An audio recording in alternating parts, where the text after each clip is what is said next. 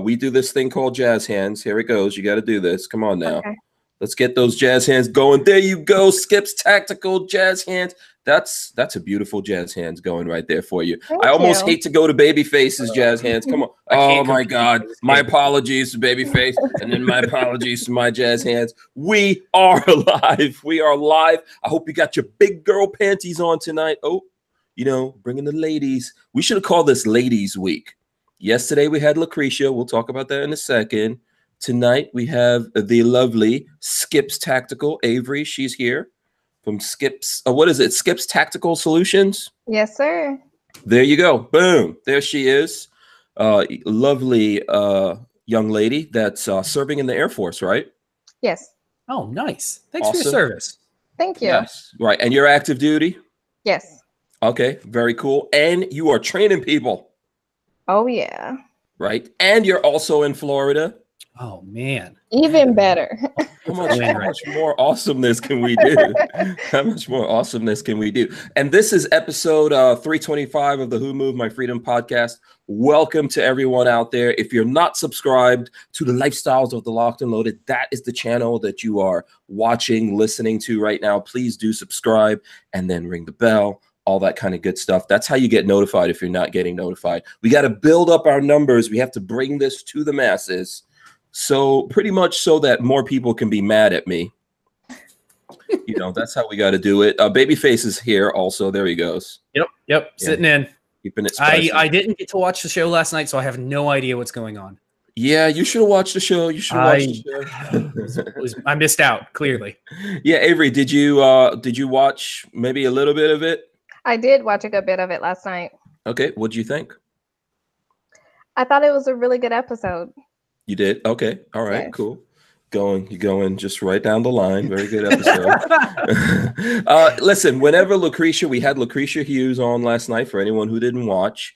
Whenever Lucretia comes on, it's like everyone goes 50-50. So you have the people who love her, people who hate her. People fight with her. Lucretia basically just, no matter what comment you make, you can make a nice comment to her and she fights with you. Interesting. So it was real crazy. I know I got some feedback from folks out there. There were some people saying that there were a couple of things that she said and I didn't fight her enough on it. For example, she said she didn't really care about the bump stock ban. That doesn't make her mad at Trump or anything like that. So, and so you had Walter on with her too, right? Yes. So you were just gonna get double teamed if you tried going up against. Well, no, I'm not. Well, first of all, let's clarify that I'm not afraid of being double teamed. Depending on who's doing phrasing. The double teaming. Yeah, I know phrasing. I know, I get it. I thought about that before I said it. I'm not afraid of that, but Walter, as we all know, famously was eating and enjoying the show. Yeah, Walter, like for us, Walter felt like probably like this was a fireplace. And he was just going to enjoy his meal and let Lucretia just go in on everyone. Who? What? Like Trump's Condoleezza Rice. Yeah, Lola says that Lucretia is like Trump's Condoleezza Rice. But yeah, so when she said the bump stock thing, I did push back on that. But there are people, because from our point of view, and we talk about this here all the time, that's one of my problems that I have with the Trump administration. Okay, and I'm a like not 1 inch person, right? Mm-hmm. And I think you and I are in the same boat there. Yeah, and we say that here all the time. I don't know if you can talk about where you're at on the whole bump stock thing, Avery. Where are you at with that? Yeah, I definitely don't agree with it. Okay, cool. So people felt I didn't push back enough, but let me explain something about Lucretia. You guys can go back and look at that thing. She does not care what you say. She insulted everyone yesterday. Everyone. She started off the show by insulting Indian people. And she's made it specific. You know how we always have that conversation about how I'm partly, my genetic makeup or whatever. I consider myself a black person, but, I am mixed. So she went after Indian people and she specified not the feather, the red dot kind she doesn't like. I think we were talking about one of the congresswomen. What's her name? The one that's in the news. No, we were talking about Kamala Harris. Oh, Kamala Harris. Oh, okay. Yeah. So she went right in with that. And then I was like, hey, I'm like, I'm half Indian or whatever. And she was like, yeah, forget you too. Then she said I wasn't black because I was mixed. You're what is it? What's that phrase? It's not punk. It's like oh god, I can't think of what you told me. You told me part of your family comes from like a thuggy. A thuggy.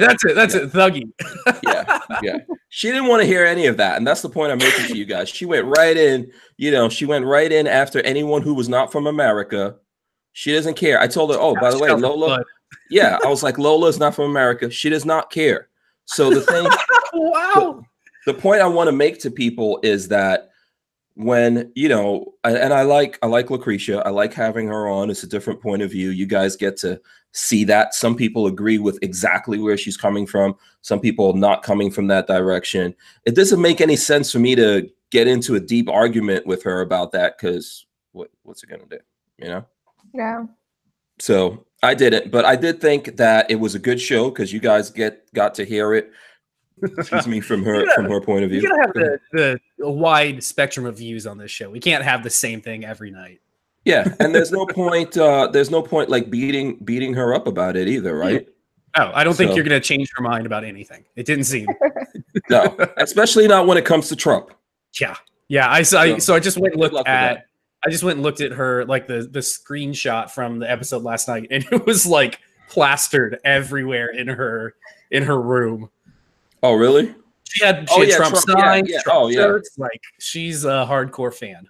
Yeah. So if you guys really want to fight with Lucretia, I'm sure she will be happy. Please go over to her social medias or whatever and just go at it and whatever.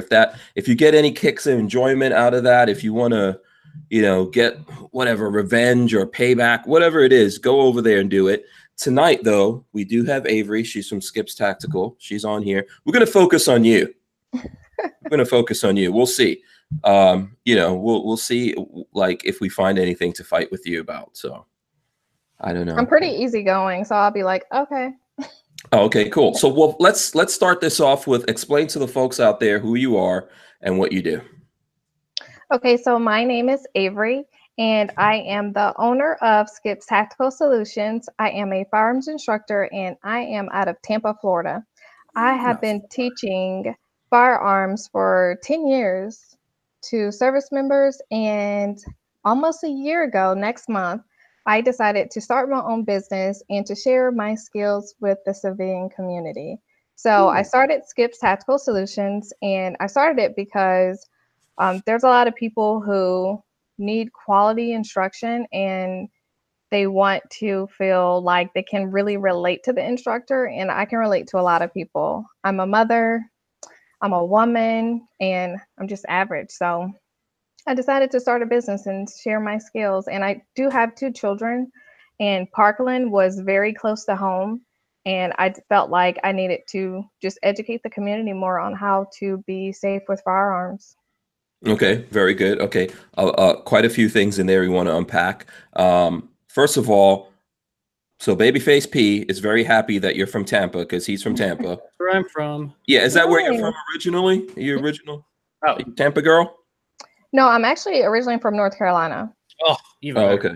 Yeah, Babyface is a Tampa girl. He's a Tampa girl. I'm a Tampa. Oh, there you go, Tampa girl, and I love North Carolina. That's my second favorite state. Yeah, so there you go. You got him. You got him coming and going.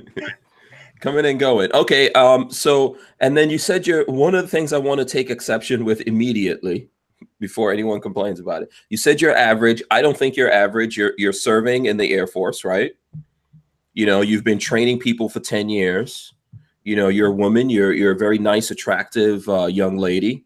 Do you ever? Obviously, you're qualified. I think you're probably more qualified than we are.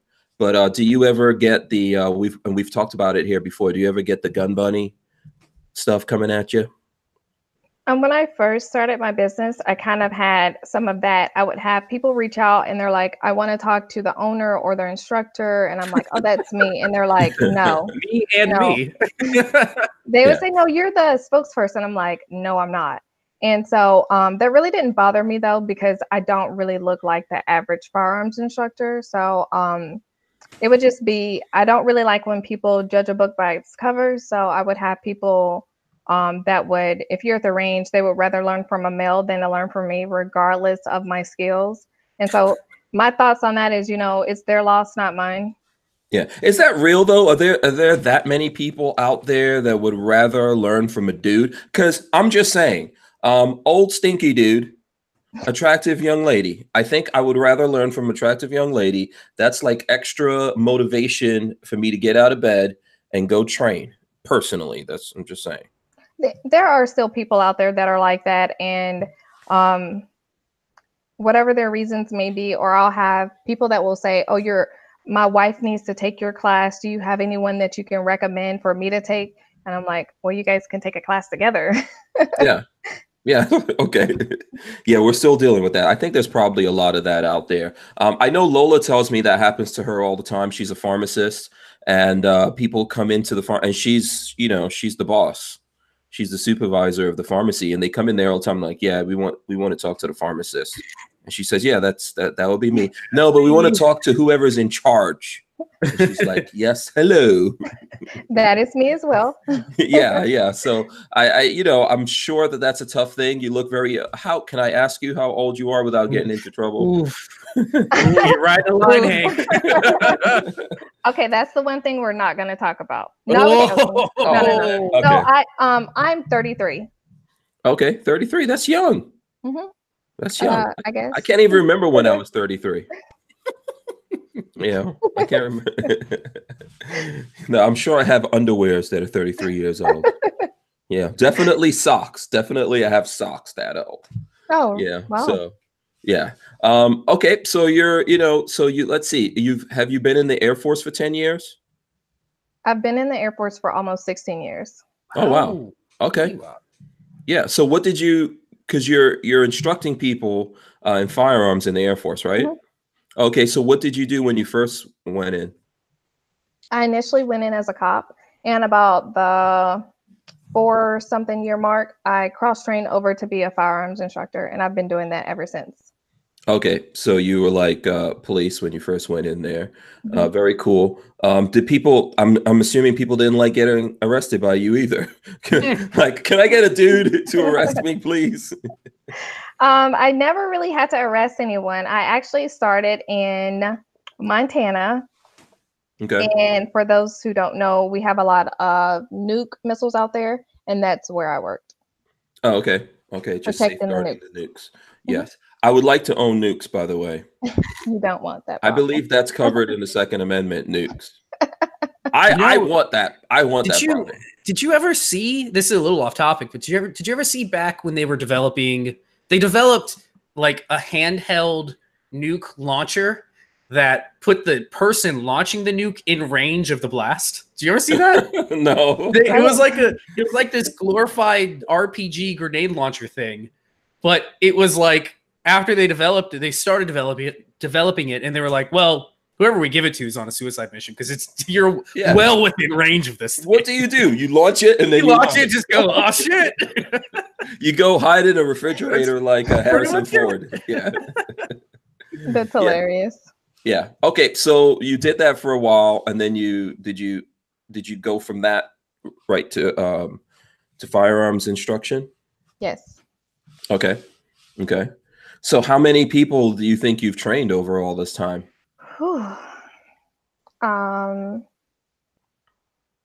I'll say I'm probably close to at least like 8,000. Wow. Okay. Yeah. So, and is it a good mix, men and women? Predominantly male. Obviously, the military is more predominantly male, and I do have you do have females that you teach, but there's not a lot that come through. Okay. By the way, Razor JB, who also served. He says, "Seen Skip and other chats very well spoken." Thank you. There's lots of nice comments coming through there. So here's what I want to ask about the difference between the dudes and the dudettes. Who's easier to train? I think you already know the answer to that. Yeah, come on, Hank. We all know the answer to that. But I always appreciate that you guys bring it up first, and I don't have to say it. But women are by far easier to instruct. I think because sometimes they really don't have a lot of the knowledge, and they come in open-minded and they want to learn. And so when I started my firearms journey, I was very open-minded. I wanted to take in everything, and I paid attention and I took notes because I did not know a lot. So women by far, but I mean, there are some men who are very humble and they may be very experienced and they don't care who you are. They will take a class from you because, as we all know, you can learn something from everyone. Absolutely. Yeah. Very well said. Very well said. Do you find like guys in the class trying to teach you something? Like, wait, let me know. I know this. I have had that before. I've also had to where people will openly say, "I know more than you," and there's nothing that you can teach me, and things like that. Why are you here then? Well, so in the military, they have to come to the class, and okay. But a lot of the times, I listen, and I don't really have an ego when it comes to my job because I know what I know and I know what I'm here to do. And, it's one of those things where you listen, right? And when you get out there and they need your help, sometimes I will politely remind them what they said. But it doesn't happen often. And now that I'm pretty seasoned in my rank, I really don't have a lot of people that are disrespectful. Oh, okay. Yeah, that's something to keep in mind there, their whole rank thing, right? Because you got to be. So how does that? Because you seem like very quiet and demure and all that, but when you're training in in the Air Force, do you like shout dudes down, smack them around? What? So I really don't have to do that, but when the situation arises, I can go there. But I tell them once I go there, you're going to be upset before I am, and it's going to be a bad day for you before it's a bad day for me. So if I need to take it there, I'll take it there, but I can bring it back really quick and continue with the rest of my class. But, it's whoever is in charge of the range, regardless of your rank, I'm in charge. So a lot of people, they understand that, when we're out there, it's my lane, not yours. Okay. I would be fine with you screaming and shouting at me, by the way. That's Hank's thing, though. Yeah, I actually like that kind of thing. Which I found is like the difference between me and Lola. If I put any pressure on Lola, she gets really mad. If we're shooting guns, I'm like, come on, woman, dude. She's like, would you shut up? Yeah, I'm like, listen, you're gonna be under stress. You gotta handle it. She gets really mad at me, but I'm totally fine. I don't mind people screaming and shouting at me. She gets really stressed when we go out to your range, and I'm like, okay, and like target fire, and she like misses a couple. I'm like, little Sally in the mall is dead. Now you killed her. She gets really mad at me. Yeah. So poor Lola. Well, listen, when you do some training with Lola, I still want you to scream and shout. Okay, you got to put all the pressure. Some people really don't learn in that environment. They shut down, and it's all about knowing your students. And I know majority of the students that I have in the military, they're just bred differently. And if I need to yell, but that's really not my personality. But some people like it, some people don't. I don't like for anyone to yell at me or disrespect me, but I am in the Air Force, so we're not really bred like that. But I work in a joint unit where there's Marines, and if I'm on the range and there's a Marine and someone steps out of line, I don't even have to say anything, and I like it. He like just demolishes them, and then I'm like, okay, are we done? Yeah, those Marines like that kind of stuff, by the way. Oh yeah. Yeah. Every Marine is into S&M. I'm pretty sure of it. And every Marine now in the chat will be like, you bastard. But they know it's true. They know it's true. So, okay. So what did I don't know if you guys have questions. You can ask me questions here, Patrick, if you come up with something. Brian Wyatt's asking, Avery, what's your favorite gun? So like pistol and or rifle. What do you? I guess a better way to put that is like, what do you carry, or what do you like? What's your go-to? What would you like grab off your nightstand? So I definitely like my Canic TP9 SS Elite. I love my Canic. There's lots of little Canic fanboys doing no, the freaking Nancy Pelosi thing right now. That means they're happy. That means they're happy. I just shot Walter's like a month ago. I thought it was a great gun. I was very surprised with it. Yeah. The price point, very good. Out of the box, very good firearm. And when it comes to ARs, I typically like to just build my own AR. I go with Palmetto, Arrow, those types of products. And I find that I can get a better deal by building it myself, and it's exactly what I want versus buying something at the store. Yep. Okay, I'm very 100% true. on board with that. Yeah. Razor JB said, in regards to Marines, just give them crayons. They'll be quiet. That wasn't me. I didn't say that. That was. Make sure they don't eat them, though. And I'm not going to co-sign on that because I have to go to work tomorrow, and I don't want to. They will eat it. That's what they have for breakfast. That's okay. I said that part, not Razor JB.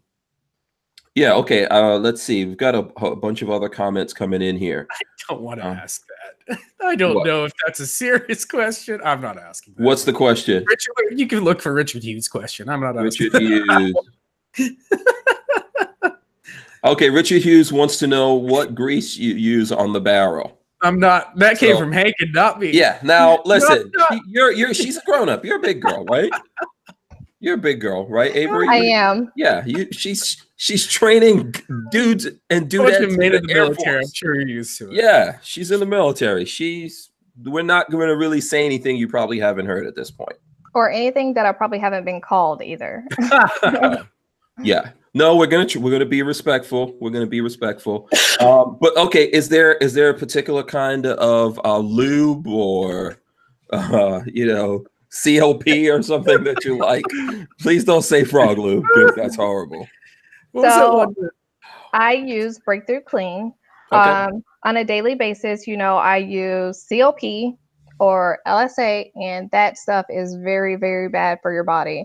I like Breakthrough Clean because it is non-toxic or low toxicity, and it's something that I can clean within my home and not have to worry about myself or my children. Okay, very good, very good. By the way, before we get too deep into this here, do you want to tell people how to follow you on social media, what places they can go to follow you? Because there's people listening right now. I'm sure they would love to go check out some pictures and videos while we're talking. So you can find me on YouTube, which my channel is a baby channel. It's new. YouTube, Facebook, Instagram, all at Skips Tactical Solutions. And I just recently started a podcast, and you can find it on all podcast players, and it's called Skips Tactical Solutions as well. Okay, so you're everywhere at Skips Tactical Solutions, right? Mm-hmm. And even Twitter. Okay, even Twitter. Okay, so let's everyone right now, since we're here, let's pull up the YouTubes and go in there and see what your YouTube page looks like. I'm trying to see where's the YouTube link. So Richard Hughes is actually saying he's serious. When you assemble your rifles, what sort of lube do you use to put the barrel into the upper? Which I don't know that I even do that, to be honest. Sorry, what? He's not being serious. I don't think he says I'm totally serious. No joke. Whatever. I don't believe him. I know. Okay, so listen. By the way, Avery's channel is very new. I think you've got 232 subscribers. So I'm just going to encourage everyone. I just went and subscribed from Lifestyles of the Locked and Loaded. Babyface, everyone that listening to this, go there now and subscribe. Thanks, I want to see the numbers go up here. Okay. And I'm definitely starting to work on my videos. I want to start putting out more videos. I do a weekly live video where I interact and answer questions that people send in to me. I do have a lot of questions that I get as far as brand, firearm, type of training that people should do, or training kids. And so on Thursdays, I go live on Facebook and Instagram, and I just answer the questions and interact with people. Okay. Very nice. I'm just checking. I'm just searching for your Twitter right now while we're talking. Do you want to attempt to answer Richard's questions? Do you have any problems getting the barrel into the upper? Do you have those kind of issues? I doubt it. I doubt it. See, well, there you go, Richard. How's that answer for you? In all seriousness, the only thing I would suggest is when you put the barrel nut on, I use oh God, what's the name of that stuff? Anti-seize. I put anti-seize on the threads just so the barrel nut can come back off eventually if need be. But the serious answer there is anti-seize works pretty well for that. It's like that silver goopy stuff. Okay. Fucking Richard Hughes is just busting my balls. I just usually go in dry. That's, you know. Oh, God. Whatever. So I want to thank everyone who has subscribed to my channel. I appreciate it. Yes. Thank you. Thank you. Let's get those numbers up. I'm not sure where they are right now, but everyone who's out there listening, please do go in there. Okay, I see they're going up. Threadlock. Finesse's Kitty said threadlock. No, do not use threadlock. Use anti-seize. Okay. And then what was the thing that you were saying that every day you're using LMA, LFS or something like that? Oh, COP and LSA. What's LSA? The lubricant. So it all depends on where you are. You may not, depending on the weather, you may not use COP. But for us in the military, we can only use certain products on our firearms. So I personally don't have to clean firearms at this point. So that's awesome. I do have to inspect them. And so when I inspect them, I use gloves because we know those products are very toxic. And me personally, I just use Breakthrough. I wish I could use it at work, but I can't. Oh, okay. All right. So there you go. I don't know. Like Breakthrough CLP, you don't have any problems with the toxicity of that. It's like the military stuff. That's the stuff that you're like, I don't want that on my hands. Yeah. Okay, because I use Breakthrough CLP at home and I never put on gloves. So that's good to know.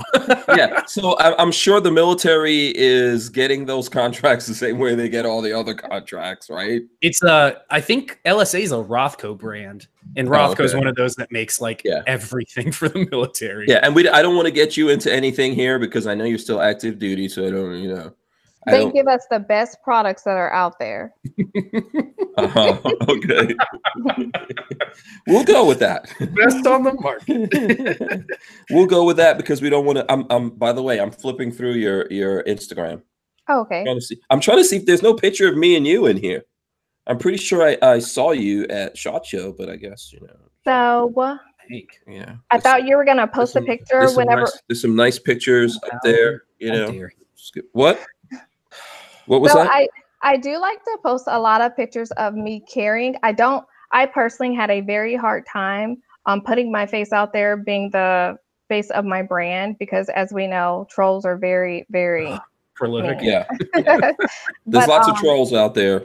I found it to be needed that people see that I can carry. I'm a woman, and you know, I dress various ways, and if I can make it work, they can make it work too. And I show that I go out with my kids as well, and I make it work. So, quick question: how do you carry? Because my fiance, she got her license a year ago, and I always 4 o'clock hip carry, and she's the type that likes to purse carry, and I'm always telling her that, you know, to me, snatch and grab is like the one thing that people do, especially for women. If somebody's gonna try to rob you, they're probably gonna just grab your purse and run. If your gun's in it, it's gone. So how do you carry? I carry a lot of different ways. I'm a basic, sometimes yoga pants, t-shirt type, you know. And when I do that, and every day when I go to work, I have to wear a belt, and I hate belts. Yes. By the way, lots of guys have this issue with their, you know, Hank's favorite is we know. Yeah, no. I'm not saying guys have a lot of married guys, right? Or guys that have girlfriends or fiancés or whatever it is. We're constantly having this conversation with our girlfriends, fiancés, wives, or all of the above. About how you carry, right? Yeah. So I do not carry on my hip because normally women have wider hips. So, you know, our clothes may not be as baggy, so it will be a little bit harder for us to conceal. I do appendix sometimes with inside the waistband, but 99% of the time I carry in one of these holsters. Okay, let me lock it on.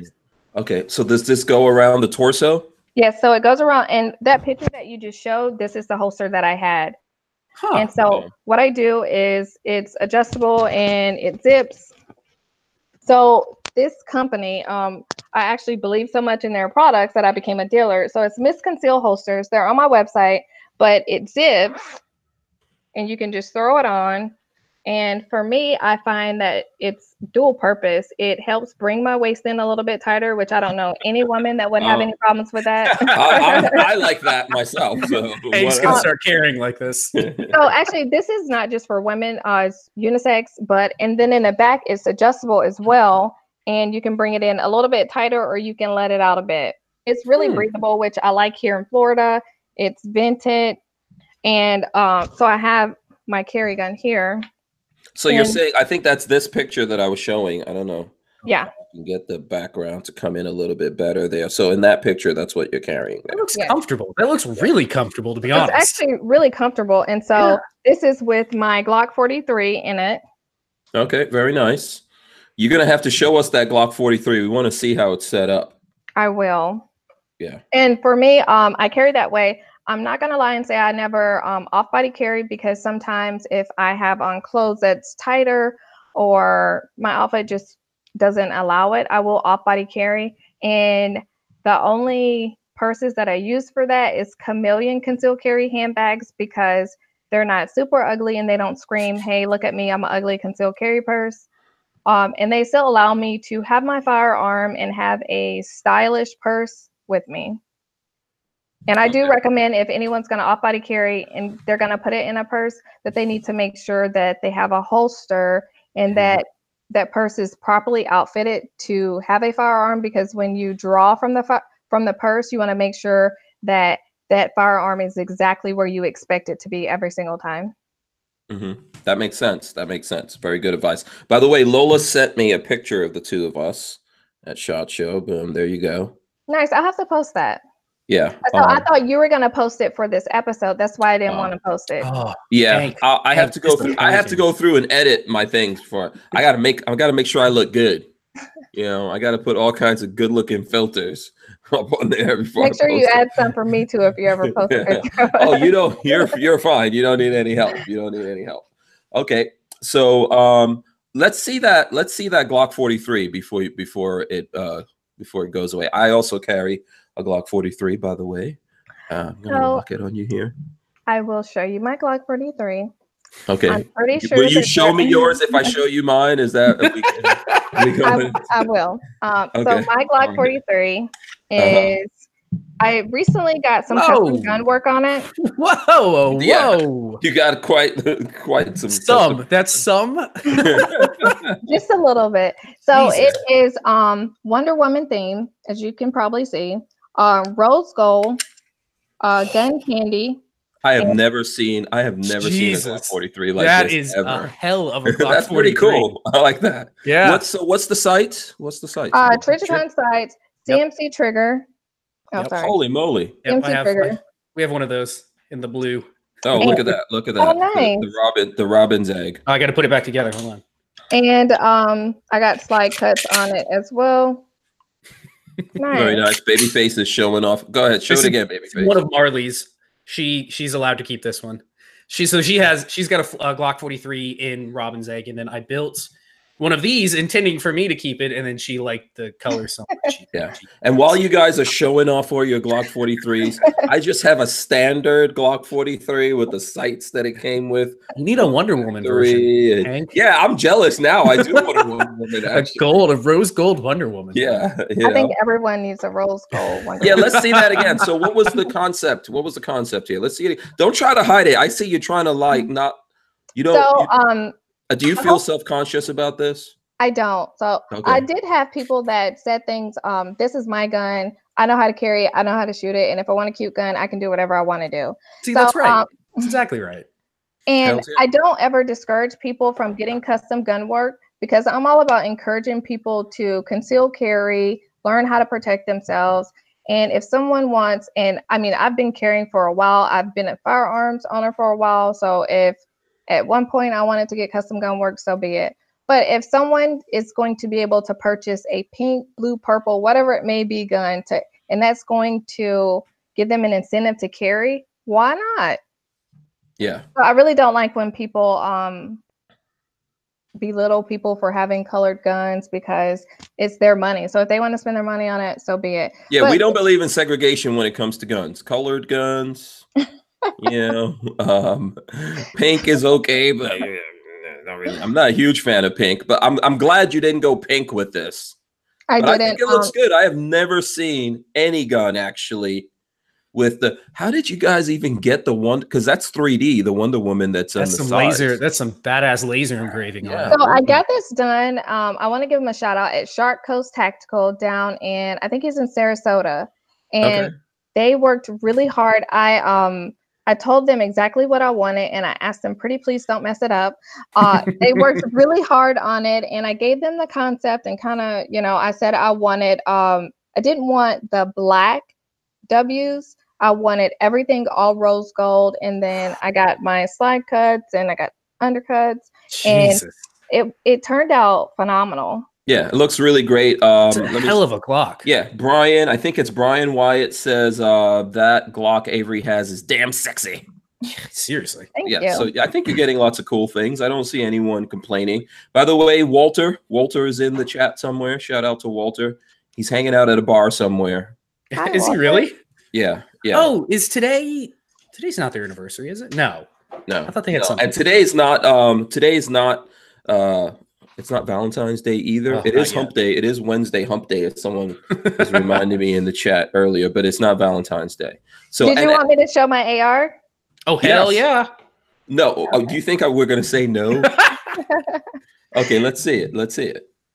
All right, so my AR is same concept. So I have this thing to where I feel like every woman, man, whatever, you're your own Wonder whatever. So Wonder Woman, I went Wonder Woman as well with my AR. That is, that's cool. That is fucking awesome is what that is. The color scheme and everything, holy shit. Let me make sure I show my Hollow Sun as well. Shout out to Hollow Sun. No, so they did awesome. A really good job. And what's the lower? All arrow. Oh, it's all arrow precision. Okay. I seriously think arrow is like best bang for the buck. Yeah, that looks pretty good. Yeah, that looks really awesome. I like their new handguards too. That they cut the top rail only, like they only have the top rail at the very end. I think those are awesome. Yeah, I thought up till now, Avery, and I'm not making this up because I know you're friends with Kevin Dixie. I thought Kevin Dixie was the most stylish gun guy, but then you came on and you beat the pants off Kevin Dixie. He's number 3 now. You're number 2 and number 1 with the stylishness. So that's pretty cool. I dig it.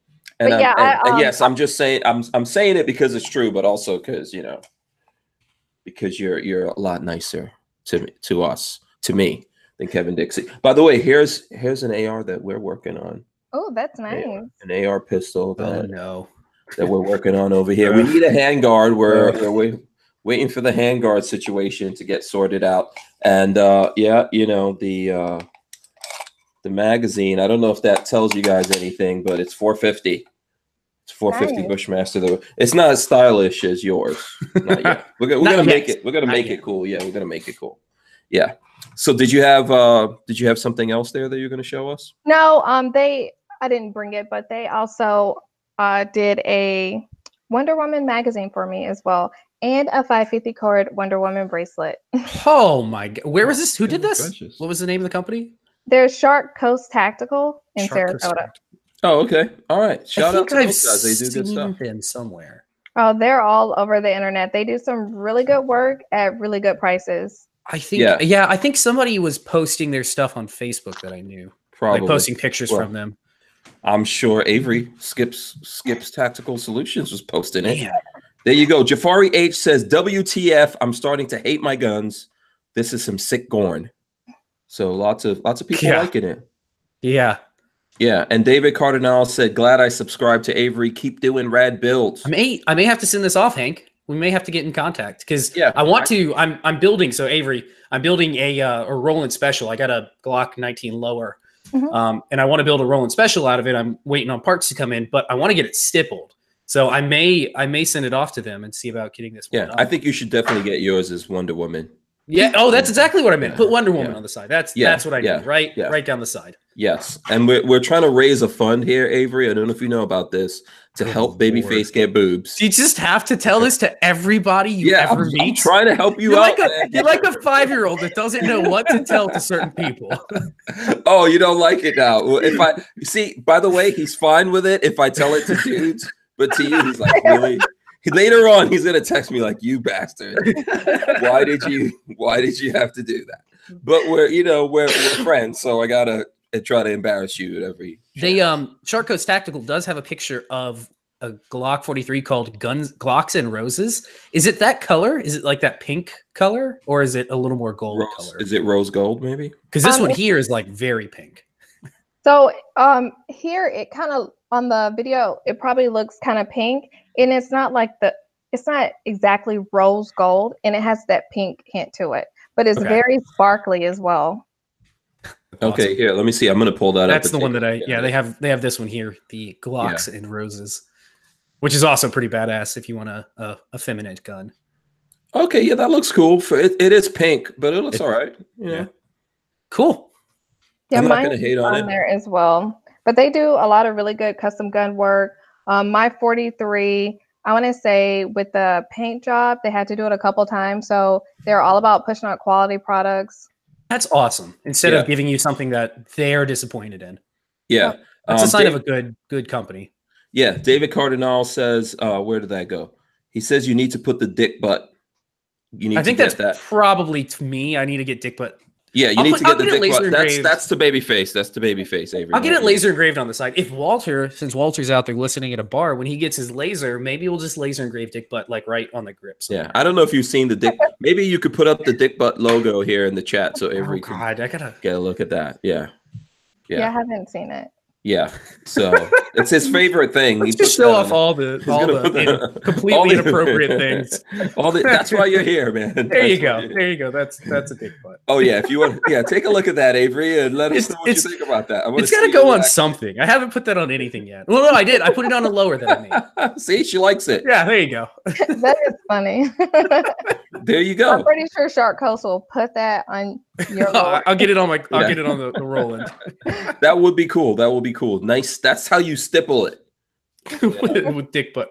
Yeah. Like, so when you have to explain, to people, my stippling is the dick butt. Today in the news, man killed by gun with dick butt on the side. Yeah. Man defends home with dick butt gun. That's another thing though with having custom gun work. I'm a big fan of carrying concealed. If I could open carry, I wouldn't open carry because I like the element of surprise. Mm-hmm. But if I go to pull out this gun, someone's going to be very surprised. They're probably going to think I'm pulling out something else. And then by the time they collect themselves, I'll be done shot them and it's done and over with. Okay. Yeah. The only thing, I mean, it's, first of all, I know that's a thing that none of us ever really want to actually get into, situation you want to get into. But if you do get into something, man, that you might lose that gun for a while. That might be the sad part about it. That's why I'm a big advocate of not only owning one firearm, because if anything ever happens, you need to always make sure that you have another one. Yes. There's lots of calls out there for the dick butt patch, by the way. I will eventually get that done. Yeah. When Marley gets out of school and I have a little more funds hanging around, I will make everybody a dick butt patch. Yeah. And just a shout out to, because Tyvan said, Babyface, we need a dick butt patch. And since Tyvan is out there and since you're here, Avery, and you're currently in the Air Force, I would like to know whether or not you guys have done any studies on Glocks and microwaves. I'm just curious. Never. Okay. So you're going to have to explain that one now. Yeah, because just to prove that this is equal embarrassment to everyone, because Tyvan says that he doesn't trust any polymer. He doesn't trust any polymer guns because they're not EMP proof. So EMPs, microwaves, and things like that. Will melt it. Perchance. If anyone tested it, I think it would be the Air Force. I would figure it would be the Army. Oh, Well, yeah, that's where Tyvan was, and he said that they did test it. So, and I'm just teasing him. I'm just trying to. He's gonna start texting me. So he already says, "OMG, Hank." Thanks a lot. Avery, Armament Naxes is asking, where's Skip come from in your name? So my last name is Skipalis, and a lot of people cannot properly say it. So people in my daily job call me Skip, and I wanted a name that was different. And Skip's, that's me. Tactical. I think of tactical as like a mindset. I know a lot of people get really hung up on tactical nowadays, you know, but I think everyone, civilian, military, LE, whatever it may be, they should have a tactical mindset, because you need to be aware of your surroundings at all times. And it's the everyday person needs to have that mindset. So Skip's Tactical Solutions. Yeah, I like it. It's a cool name. Skipalis, what does that mean? What's the where did that come from? My husband, just kidding. It's Greek. Okay, it's Greek. Okay. Yeah, he's Greek. Oh, okay. Oh, so I didn't know if I should ask that. Lots of ladies doing this stuff nowadays. They don't want to say whether they have a boyfriend or they're married, which I think is a little bit silly. So but you're gonna. I am happily married. I've been married for 10 years. Wow, 10 years. Okay, claiming the husband. Shout out to him. Shout out to the husband. If he's watching, he's at work right now. Yeah, is he also serving? He is. All right, cool. So we'll shout him out. I don't know if we can say his name, but Skipalis out there serving. Go ahead. Shout out, Mr. Skip. Love you, babe. Yeah. Okay, very cool. Shout out to Mr. Skip. We love you too, man. We love you too. We love you too. I'm pretty sure he's a fan of Hank Strange, right? Of course. See? Boom. There you go. There you go. The right answer. There you go. No, actually, I think you told me that. I think you told me he's a fan. Yeah. See, Babyface, I got some fans, man. What's the matter with you? Actually. Yeah, why are you laughing like this? There's like 2 or 3 of us out there. Yeah, there's a couple people. So yeah, okay, very cool. You guys have been married for 10 years. You have you have one kid? I have 2 boys. I have a 9-year-old and a 12-year-old. The 9-year-old into trouble age. Yes. Help, send help. No, there is no help, but trust me, Lola and I have 2 boys. You're never getting help until you kick them from the nest. It's just goes downhill never from there. Gonna happen. And so my 12-year-old is now taller than me. It pretty much happened overnight. My 9-year-old will probably be there in about a year. But my 12-year-old is very embarrassed of me. Like if I'm going out and I have on a shirt and it says Skip's Tactical, or people ask me questions, or people are like, "Oh, hey, I follow you." He's like super embarrassed. He's like, "Mom, stop." He's like, "Can you stop talking to people about your business?" Yeah. Now that's how you know you're doing your job, when you're embarrassing them, by the way. Oh, that's right. Yeah. Embarrass them as much as humanly possible. I'm just saying, you got to do it while you can, you know. But I'm the mom that I'm like, why are you embarrassed? I'm a cool mom. Yeah. I shoot guns for a living. I'm awesome. Come on. Yeah. Yeah. I don't know. I know how it is, because I see Lola goes, we've got 2 boys. She goes through the same things. And I always get in trouble if I post something with Lola. Like if Lola's dressed up nice, I get in trouble. Why did you put a picture like that of mom? I think Lola did. I don't know if you ever heard of the bang bra. Have you ever heard of that? I don't think so. Oh, like God, that's like a holster built into it. That's like the most popular video you have, or one of. Flashbang holster? Yeah, there you go. It's the flashbang. Yeah, that's right. I call it the bang bra. The bang bra. I was like, I've never heard of that one, but you can tell me about it. Yeah, the flashbang. Yeah, you got it right. Yes, by the way. So they discovered that one day. I don't know. I think I pulled something out of that and posted it somewhere, and literally started getting texts like, "Why did you post this on social media?" So, and I was pretty happy about it, because I love embarrassing them. You know, that's the thing to do. By the way, shout out to Clover Tack. I see Clover Tack out there in the chat. Hi, Clover. How are you? So there you go. Okay. So, Lola brought in a question here. She says, what civilian classes do you teach? So I teach intro to pistol. So I do the Florida concealed carry classes. I do intro to pistol, intro to rifle. A lot of the times I do custom classes, and I do gun cleaning workshop and children's classes as well. Okay, very cool, very cool. And what class, what training did the Air Force do with you before? Like, I'm sure there's some kind of training that goes along with the job that you have, right? No, they're just like, go teach. Hey, here's a gun. I believe it. I believe Here's a gun in a book. Go No, have fun. It's the Air Force. You know how to shoot. So the Air Force is one of the services that actually has a dedicated job to teaching firearms. And I'm also a gunsmith as well. So I went to a school, which was about, I think it's about 2 months long. And it taught me how to actually teach and how to gunsmith. So we know how to fix all of our guns from scratch. If something breaks, we fix it in-house, unless it's something that is completely unrepairable, and then we'll ship it off. But I have attended, so for quite a few years, I worked with Air Force Special Tactics. And nice. When I worked with them, I went to a lot of the schools that they went to, but I also I've been a Glock Advanced Armor and a Glock Basic Armor for about 5 or 6 years. All right. I've been to the SIG Academy, and I've taken a couple courses there. I am a FN Armor as well, so nice. I've worked on a lot of their platforms. Yes. Will you marry me? Will you marry me? That's all I can say. Lola like breaks in there. She's like, no, Lola will be totally happy to get rid of me, by the way. No, that's really cool. That's really cool. We should do a build or something like that. I can't.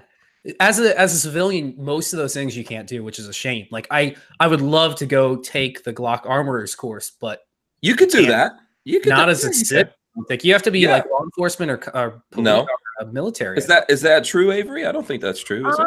I'm not sure, because I don't really look at a lot of those things because it doesn't apply to me. Yeah. But sometimes I know for the advanced armor, you have to have X amount of experience, but I can look it up. By the way, you have to be like associated with somebody. YouTube counts. If you tell them, look, I'm on YouTube, I shoot guns. Look what I do. I am a YouTube LE instructor. Yeah. It might not be military law enforcement, but I think you have to be associated with like a gun shop or something like that. You can't just be like a walk-in off the street. No, well, yeah. Well, maybe you have to be invited. Chihuahua Choker says, I hate you, Mr. Skip.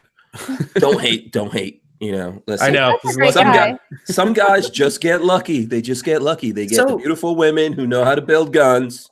You know, I'm sure he doesn't have to fight with you about any guns getting bought in the house. That's all. Oh, he is a lucky man.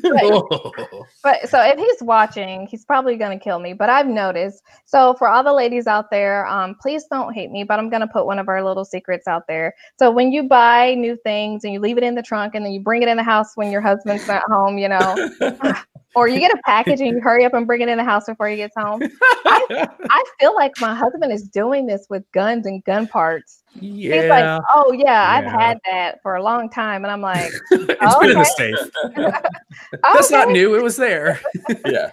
Wait a second. You're giving him a hard time because of gun parts? Come on now. Oh no, I'm just like, when'd you get this? And he's like, oh, I've had this, and I'm like, oh, okay.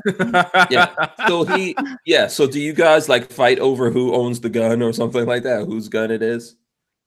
No, sometimes I would just completely take over certain guns. Like when he got the SIG P365 when it came out, and I've always carried the 43. And then when my 43 went to go get custom work, I didn't have.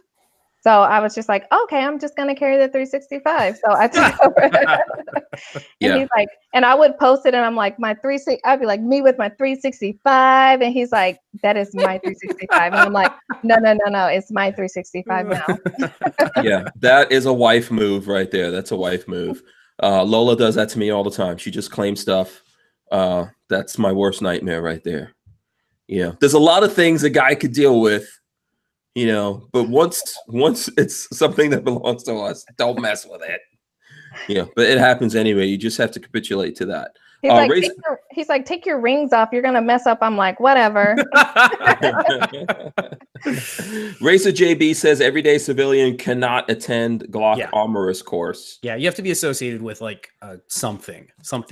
Babyface, you're associated with me. You're associated with if as an FFL, I wonder if you could get me to go. I don't know. It says active or reserve law enforcement, active or reserve military, licensed armed security officers, current GSSF members, and current NRA firearms instructors. Oh, hell yeah! Hank, I'm going. I'm a current NRA instructor. Glock operators course, but hell yeah! I'll take a weekend up to Georgia for that. That'll be great. Yeah. I know Glock has invited me to do that course, the armorist course. I'm an NRA instructor. Why don't we do this, Hank? This will be great. Yeah, it's just a matter of time for me. That's the thing. I got to edit videos. Clearly. I got to make videos, edit videos. But I say you should do it. I would love to. I'm armorist course. Any Glock stocking dealer / range program employee can do it. Yeah. So here's what we'll do. You could take that weekend. You go figure out how to do the Glock thing, and then I just tell you about it. Yeah, Avery will come and do a build with us. There you go. Because somebody has to make the guns. Hank doesn't. Yeah. Hank doesn't. Make anything. I put guns together all the time. Mostly I take them apart. All the time. You take them apart and then I get a call like, hey, how does this go back together? Yeah. Mostly I take them apart, but I do put stuff together. Lola has built ARs. Just for people out there listening, these to build guns and stuff like that, not really super complicated. I actually don't like Glocks because people think it's easy to build Glocks, and I don't think it is. So you could tell me what you think. Yeah. Were you talking to me? Yeah, what do you think, Avery? I thought you were talking to Babyface. When it comes to he's going to tell us what he thinks. We can't stop that. Go ahead. I haven't really built a lot of pistols. I'm not really big on pistols. Like I said before, I love Canic, and I'm their biggest fan. You should get your hands on one of the polymer 80s and give it a try because it sounds like you have way more experience than I do, and if I can make it work, then I'm sure you could. And it's actually kind of fun to like, you take it out and you're like, holy shit, like I made that work. It actually shoots. I do have lower. I just need to actually purchase the rest of it. It's pretty fun. The first gens, because oh god, Hank, I just realized I still have one of the first gen ones down in the garage. The first gen ones were a nightmare because remember how long it took us to get, I don't even know if we ever got that thing working correctly. The second gen ones, these new ones that they make are really, really straightforward and really not that hard to do. I've done a couple now and they're not that bad. Yeah. By the way, yeah, absolutely. You should do one. You should try it out. That would make a great video. Richard Hughes says there's no proof of me building a gun. There's tons of proof. It's called YouTube. Go look on YouTube. I'm gonna have to go look. Babyface came along and started helping me out with things, and now he thinks I never built anything. I just fix the things that break. Yeah, I don't understand how to put anything together. So I actually, Avery, I had a question. So it sounds like you guys are like crazy Armory certified. Do you guys do any like, I don't want to call it real gunsmithing, but do you like have a lathe and like a mill? Do you guys do any of that sort of stuff? Or is it a lot of like you have spare parts and when something breaks, you fit a new part to it? Are you talking about Skip's Tactical or are you talking about military? Military. So we have a vise and we have we have all the minute parts. And when it comes to, we don't really do milling or anything like that. It is a standard Glock drop-in parts and stuff like that. Yeah. No, I mean, all the screws, like every single part on that firearm we can replace, but we don't do any of the cutting. Okay. So the Air Force doesn't have any CNC machines or, come on now. They do. Well, I'm sure they do, Hank. That's a wide assumption. I just don't have it in my there. armory. Yeah. Oh, okay. Yeah, that's what I'm saying. Can't you just like move in one of those CNC machines over to the no? I don't want that in my office. Yeah. Does the Air Force like, I think in England the SAS in England is Special Air Services, right? Does the Air Force have like a special ops unit? I don't know. Someone up. Well, you should know. I'm sure they do. Okay, Air Force you guys has an entire special operations command. Okay. Yeah, Okay. they're pretty awesome guys. That's the one that's out of MacDill Air Force Base, right? Like our the special ops is out of Herberfield. It's in the Panhandle.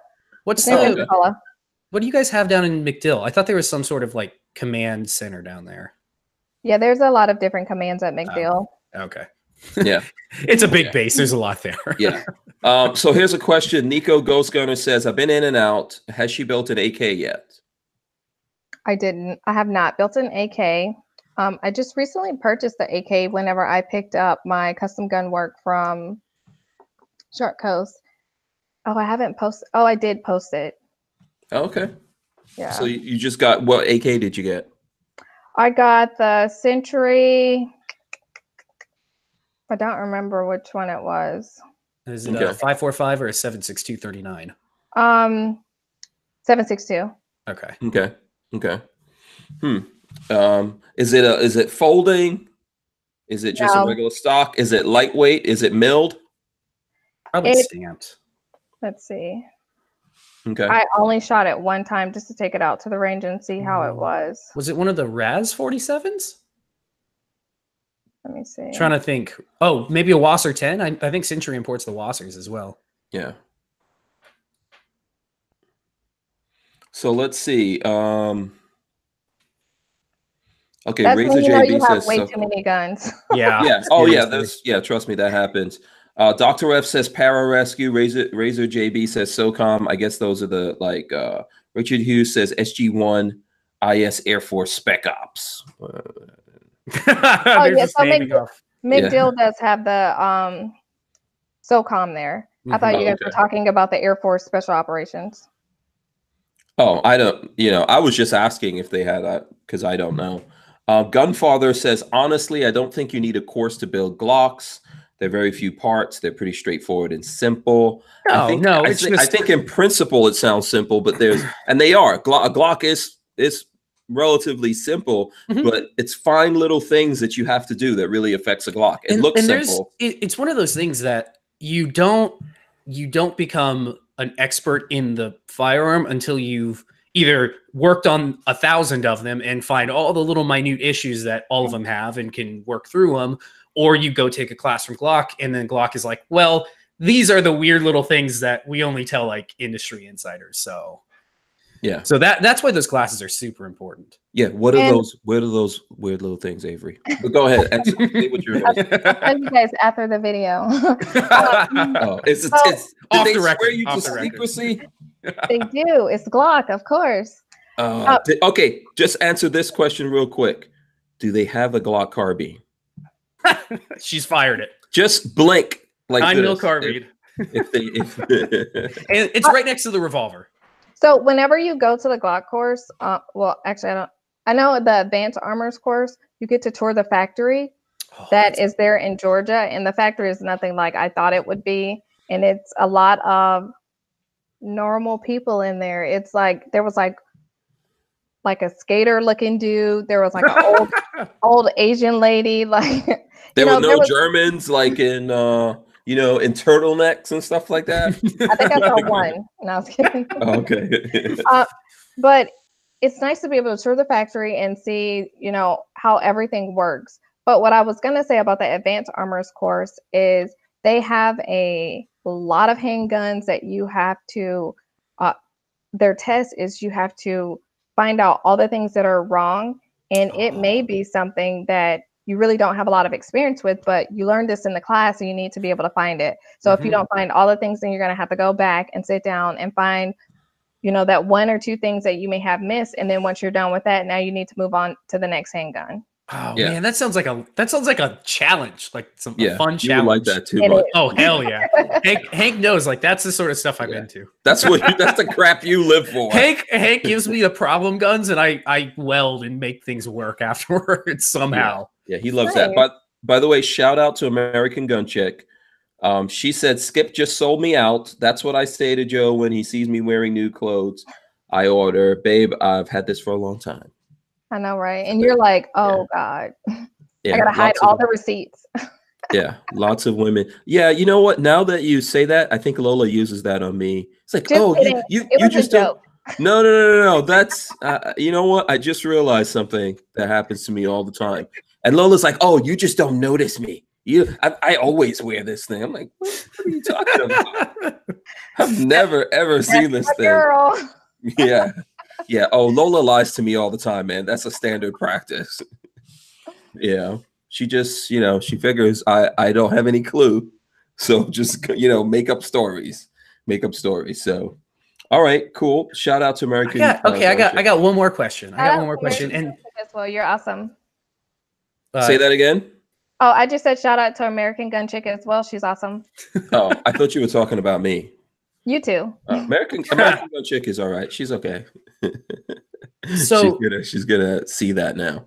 A question for Avery, that because there's a lot of like people that discuss this, and from a military perspective, the new M17s and even like the Glocks come with different back straps and whatnot. Does anybody actually do you guys actually change out any of that stuff to like fit a person's hand better?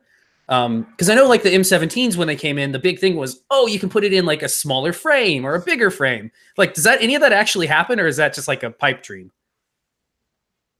I know the guys that I'm around right now, they don't really do that, but we have it. And so if they need it, then we can change it out for them. Mm-hmm. That's what I figured. But I found that works, by the way. Those back straps, they actually work. No, they do. It's just especially the extra beaver tail and stuff like that helps with slide bite. I mean, I guess the thing that I've always thought is like, you don't need it, but does the military really have time to fit a gun to every person that comes through? Like, that seems like a huge amount of time that they would have to take.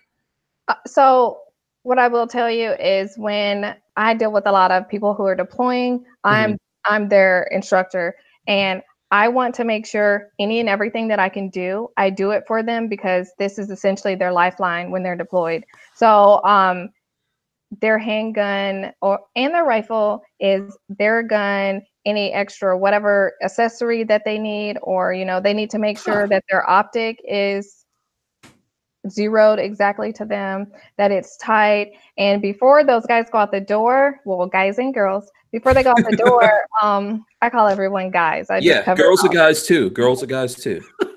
But before they go out the door, we actually have to inspect their firearms. Run gauges through them. We make sure that everything is good to go. Wow.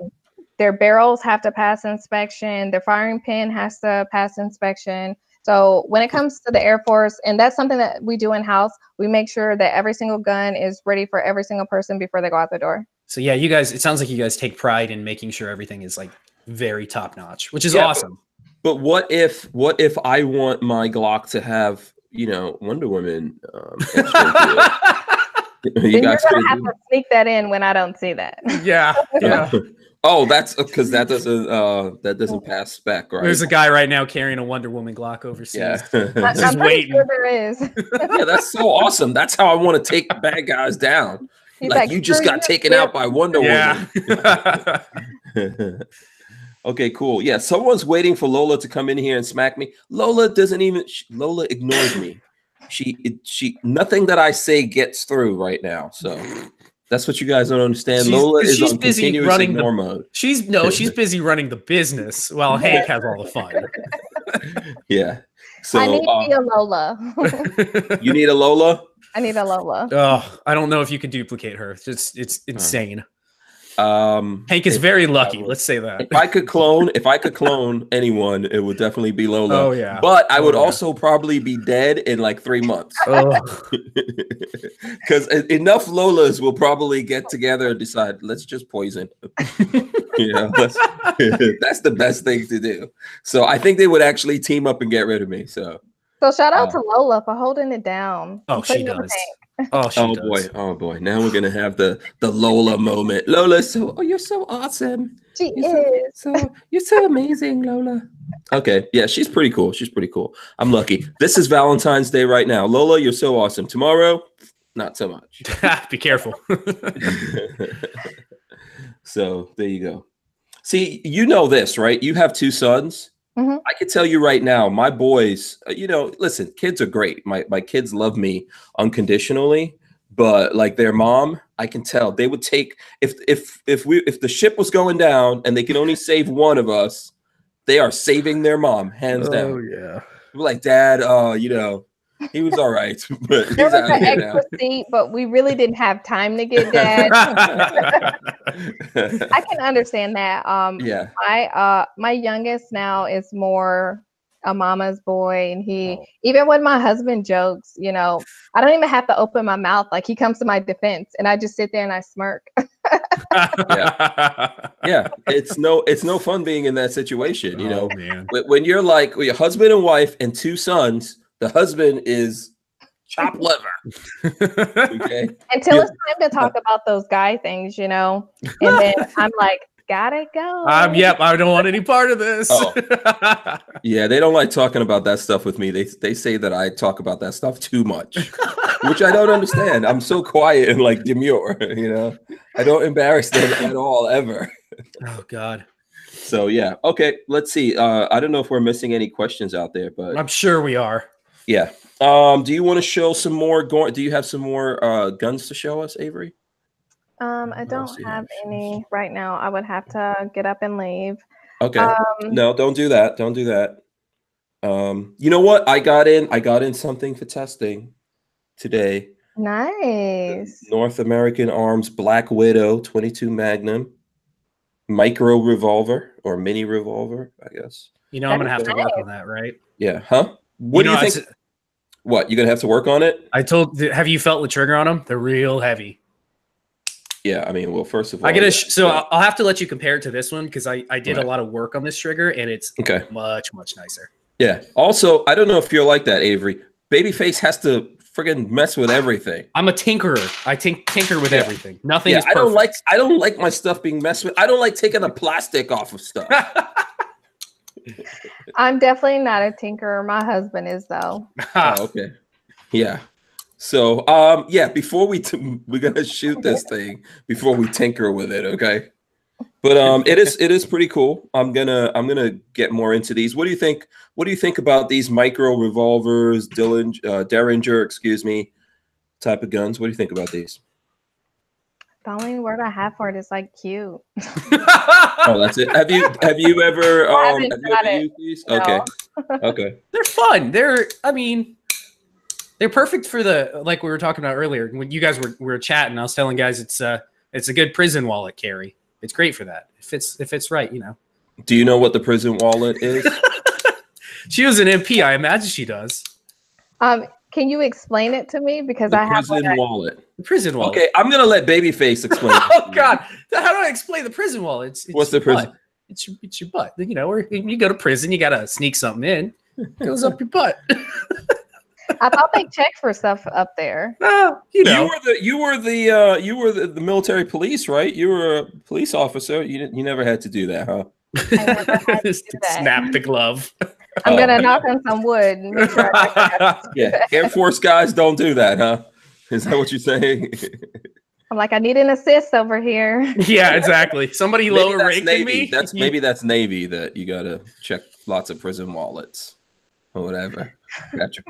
Patrick, where did you get this thing, prison wallet, from? You've never heard that before? Have you ever had to? Does like your fiance go, "Hey, honey, can you just put this in the prison wallet?" In the prison wallet, we're gonna steal this today. No. You know where I actually? there's a YouTube channel. Oh, and I can't remember his name. The guy's name is Big Herc. It's this big black guy that went to prison for like 20 years, and he tells stories about going to prison.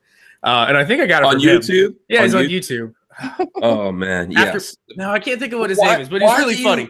Listen, you look at the weirdest stuff on YouTube. Oh man, somebody out there. I guarantee somebody in the chat has watched his channel. Big Herc. Come on, somebody tell me you watch Big Herc. I don't understand you, Patrick. Oh man, why are you looking at dudes talking about prison? Are you like, is this preparation? Is this research for when you're in prison? No, it's just interesting. I'm never, knock on wood, I have no intentions of ever going to prison. So it's interesting to hear from somebody that's been on the inside. Oh. By the way, Dr. F says, hey, Hank, there's a guy up here with your haircut. I saw him at Panera last night and almost walked up and said, hi, Hank, how are you? So, yeah, there's lots of people jacking up my mohawk now. out there. Yeah. You know, I'm trendsetter. What can I say? Trendsetter. So CB says Big Herc is great. I'm telling you, it's Fresh Out is the name of his YouTube channel.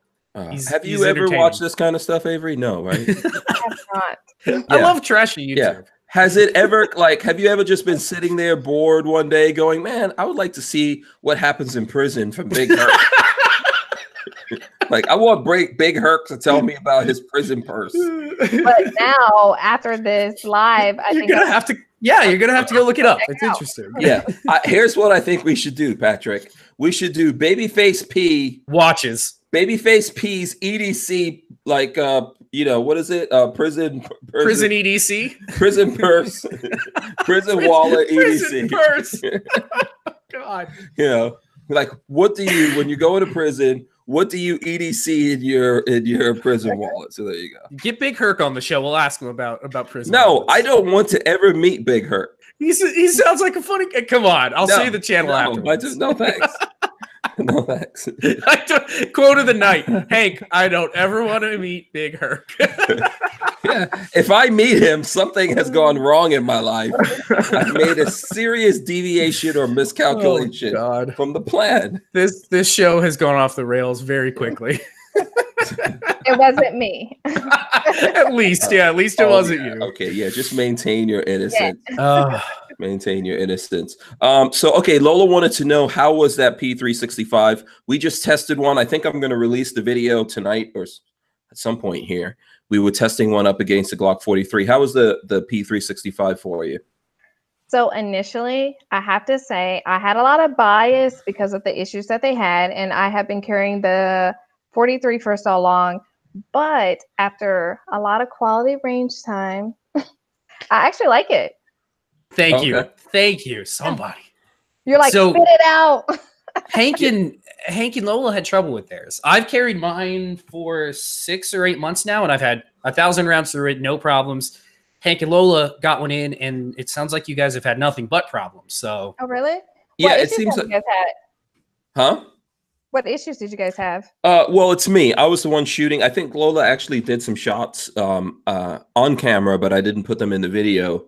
First of all, I don't think there is no undercut in it, so it doesn't really fit my hand. I like the Glock 43 better. It's for baby hands, like Babyface P and, you know, yourself. I'm sure you have nice, dainty hands. You know, so I think that's one thing. But the problem we had with it was we had misfeeds and failure to feed and jams, different things like that going on, especially in the beginning. It kind of got a little bit better once we put, I don't know, like around 100 rounds through it. But that's the kind of stuff that I saw. I liked the accuracy of it. I don't like the trigger of it. The trigger is kind of weird. It's different. Yeah, the trigger feel I'm not a fan of. Especially if you're really used to Glocks, it's completely different. It feels very different from any Glock trigger. Yeah. So, I mean, I don't know if there's a break-in period on that one. I'll definitely give it a go again. But what you guys see in the video is what happened the first time I was shooting it. So, you know, it is what it is. A couple months to get used to it. I had to carry it, but I had shot it before I started to carry it, and I like it, especially for concealed carry. Mm-hmm. You know, okay. I don't have a large frame. I'm not skinny, but I don't have a. So it made it really easy to be able to conceal, and I like the mag capacity. Okay, so did you have any problems loading the magazine? That's one of the things I noticed with it as well. Hank says I have baby hands, but he can't load a 10-round magazine. Now, you said, Babyface, you said that you had problems loading the magazine in the beginning. It's stiff. It's stiff when you first start, but it was a lot. Break in. Yeah, it was a lot like, you know, trying to put something in your prison purse or prison or whatever. So, but the thing was, you had problems after like the 5th round. I only had issues once I got to like the 8th or 9th round when it started getting real stiff.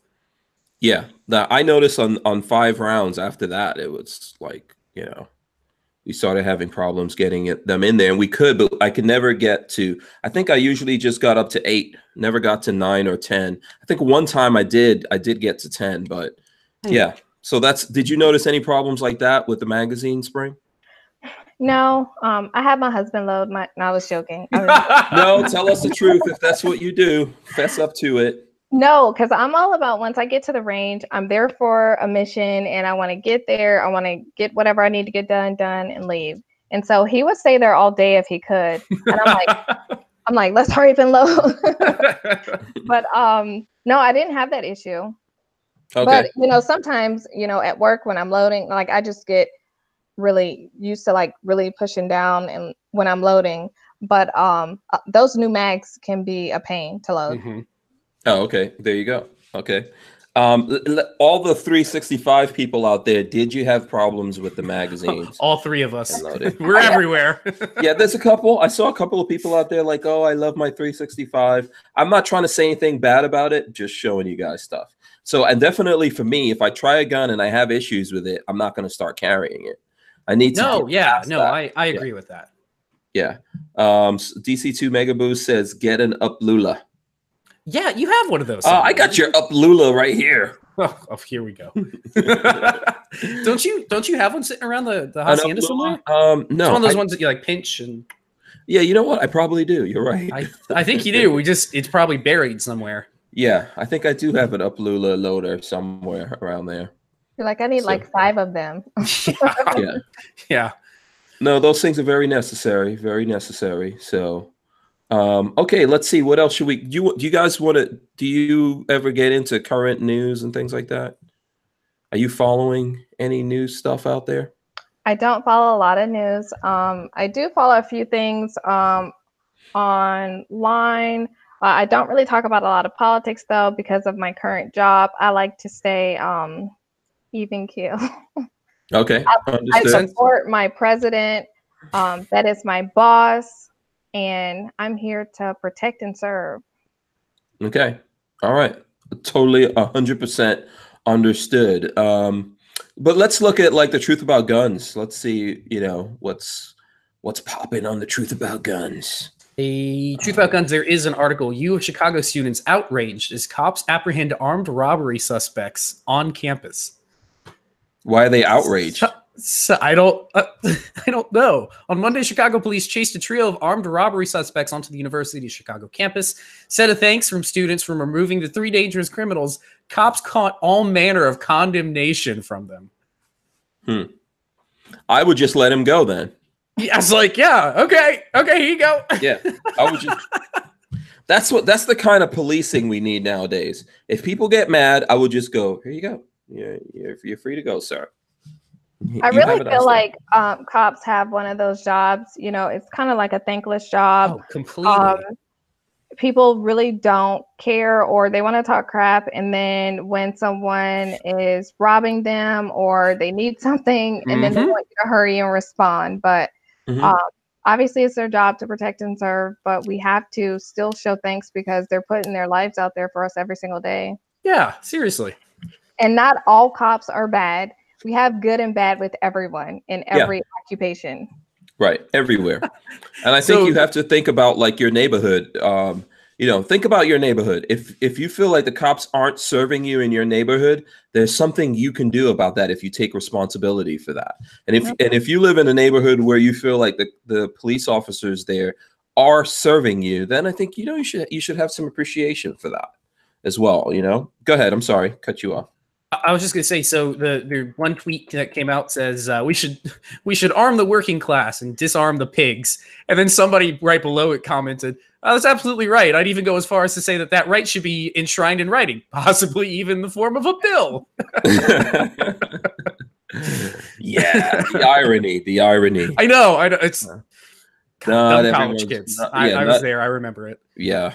And so I'm really big on educating people on being proactive.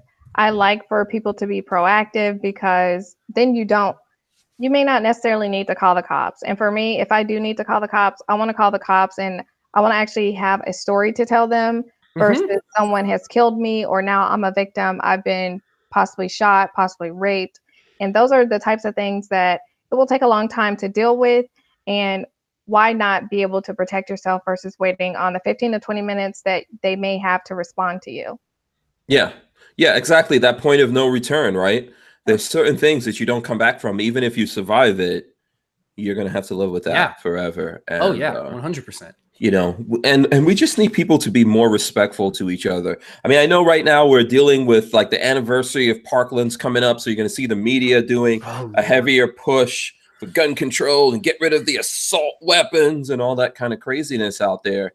I think that's a very dangerous move in a lot of places. And look, for example, a state like Florida cannot afford to put as many police officers out there as New York, New Jersey, Connecticut, and those places. To be honest with you, they can't afford it. So because what they have is basically people that are nannies for everyone, instead of most people being able to fend for themselves. And then in the extreme case, you have to call the police, right? And then, I mean, let's throw on top of that their pay isn't really that good. Yeah. Here in Gainesville, their pay is awful. It's really bad. It's so bad that the city of Gainesville is having trouble hiring people because they're all leaving for county jobs. And did you see, again, a bit off topic, but back maybe November, city of Gainesville had to suspend its SWAT team and allow county to take over the SWAT responsibilities. Did they suspend them, or did a bunch of them quit? A bunch of them quit for political and pay reasons, and they had to suspend the SWAT program, and they basically said county's going to have to take over SWAT for the time being until we figure something out. So no, totally. Cops and teachers both are completely underpaid. I was just going to say that too. Like, I really appreciate my children's teachers. Thank you. Oh yeah. Yeah, I think that I think what needs to happen in most places now, in places like New York City and stuff like that, there's some police officers. To be honest with you, there's sanitation people and people that work for the transportation and stuff like that in New York City that make a ton of money based on unions and all that kind of craziness. But that doesn't really happen everywhere. I think that what should happen in most places is you should have fewer cops that are better paid, better trained, and prepared to do their job. And then the citizenry should be able to do most things for themselves. They should be able to protect themselves. But you have these kinds of situations going on in places where the people can't defend themselves. Mm-hmm. So therefore, criminals out there know that, hey, it's, we can go after these guys because they're dependent on these people. So if we know when they're coming and going or whatever, we can go take advantage of people. No one's going to do anything about it. So, Absolutely. Jake Delahome says even Jussie Smollett goes to the police for help. I don't know who that is. So that's the guy. I think he's an actor. That's the guy that said he was beat up by some MAGA people. Was it real or was it a lie? Yeah, he's an actor that says that he was jumped by these MAGA people in Chicago. You never heard about that? No. Is this recent? Yeah, he's on some TV show, but I think he's a black gay actor. Avery, you laugh, but at this point, with like the things that just came out with the MAGA kids and the Indian guy, like, can anything be believed? Really? I think even the hip hop community believes this guy's lying. To be honest with you, they think so. Yeah. I was looking at Joe Budden's has a big podcast. In the hip hop community. Are you into rap music at all? You into hip hop, Avery? Yes. No, you are. Okay, you don't have to be embarrassed. That's okay. No, I love me some Tupac. I love Biggie, but then I can also go R&B and mellow out.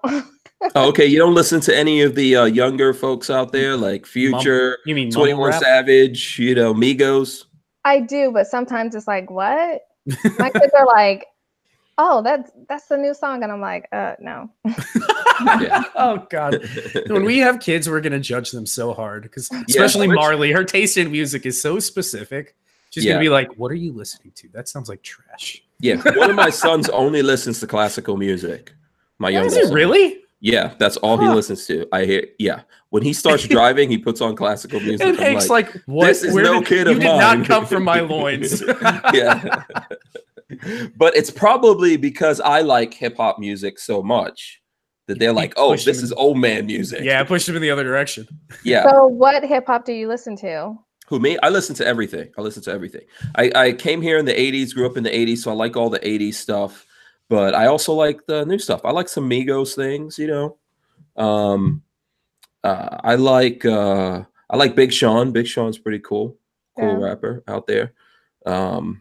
You know, you know what? I used to like Drake, but I think that he's just like drones on. Like Drake just does the same melody. The It is. same No, thing. they all It drives sound me the same. crazy now. Ugh. Yeah, I have to switch the radio off or Yep. whatever when it's like you know, monotone all the way across the song. Yeah, I'm more of like a Pusha T fan, to be honest with you.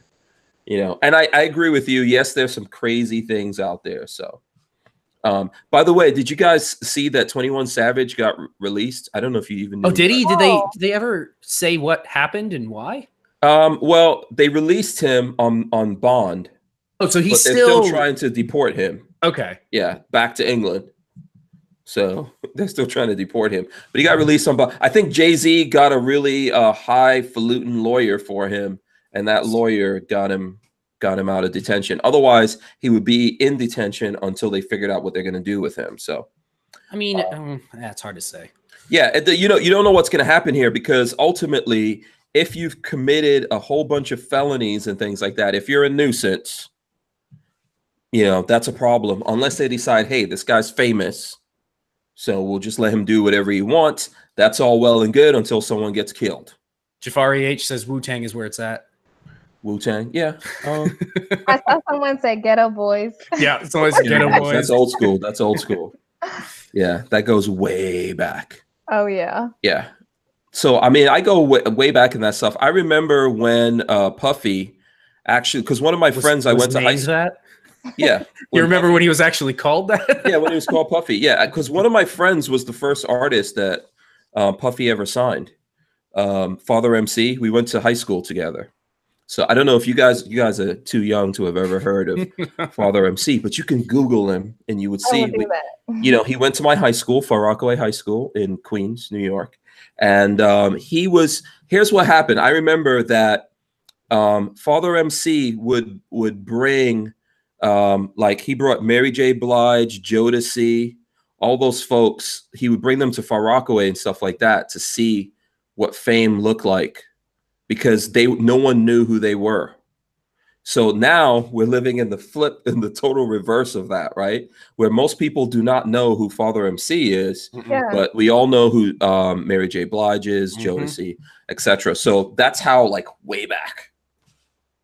So someone says, Curtis Delahome says, Curtis Blow, basketball. So there you go. See, DC2 Megaboost says, Father MC, classic. I went to high school with him. So I remember when he was telling us, he's like, yeah, man, I'm going to be famous. We're like, okay, whatevs. And the next thing I know, he was on Soul Train.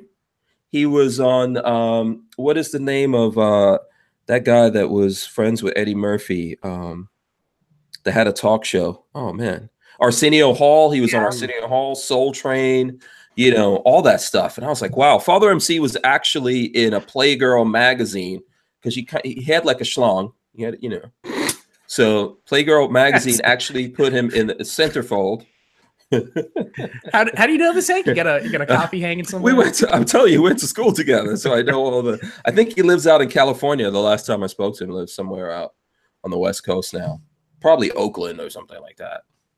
So yeah, and a lot of my friends like danced for different rap groups and stuff like that. And like LL Cool J, I remember him coming to my school. One of my friends was good friends with him. So I kind of grew up in that 80s hip hop thing. You know, I graduated high school in 1988. So I don't even know were you guys even born then? Maybe you were like 2-3 years old at that point, right? So you weren't even old enough to play with Barbie dolls yet, Avery. Yes, I was. You were playing with Barbie dolls from the very beginning, huh? I was. Okay, very cool. So I think you told us, what other things are you into out there? You know, what other stuff do you get into other than shooting? Shooting. I'm very active with my kids' school. Okay. Do they go to private school or public school? They go to public school. I'm trying to toughen them up. Okay. Private school's pretty tough. That'll do it. No, public school in Tampa. Whoo! They go to, I have my oldest is in a magnet school, but the magnet school seems to be a tad bit rough as well. Yeah, every school now, everything. So I went to Chamberlain, and I hear it's gone downhill since I was there. I think everything's going downhill.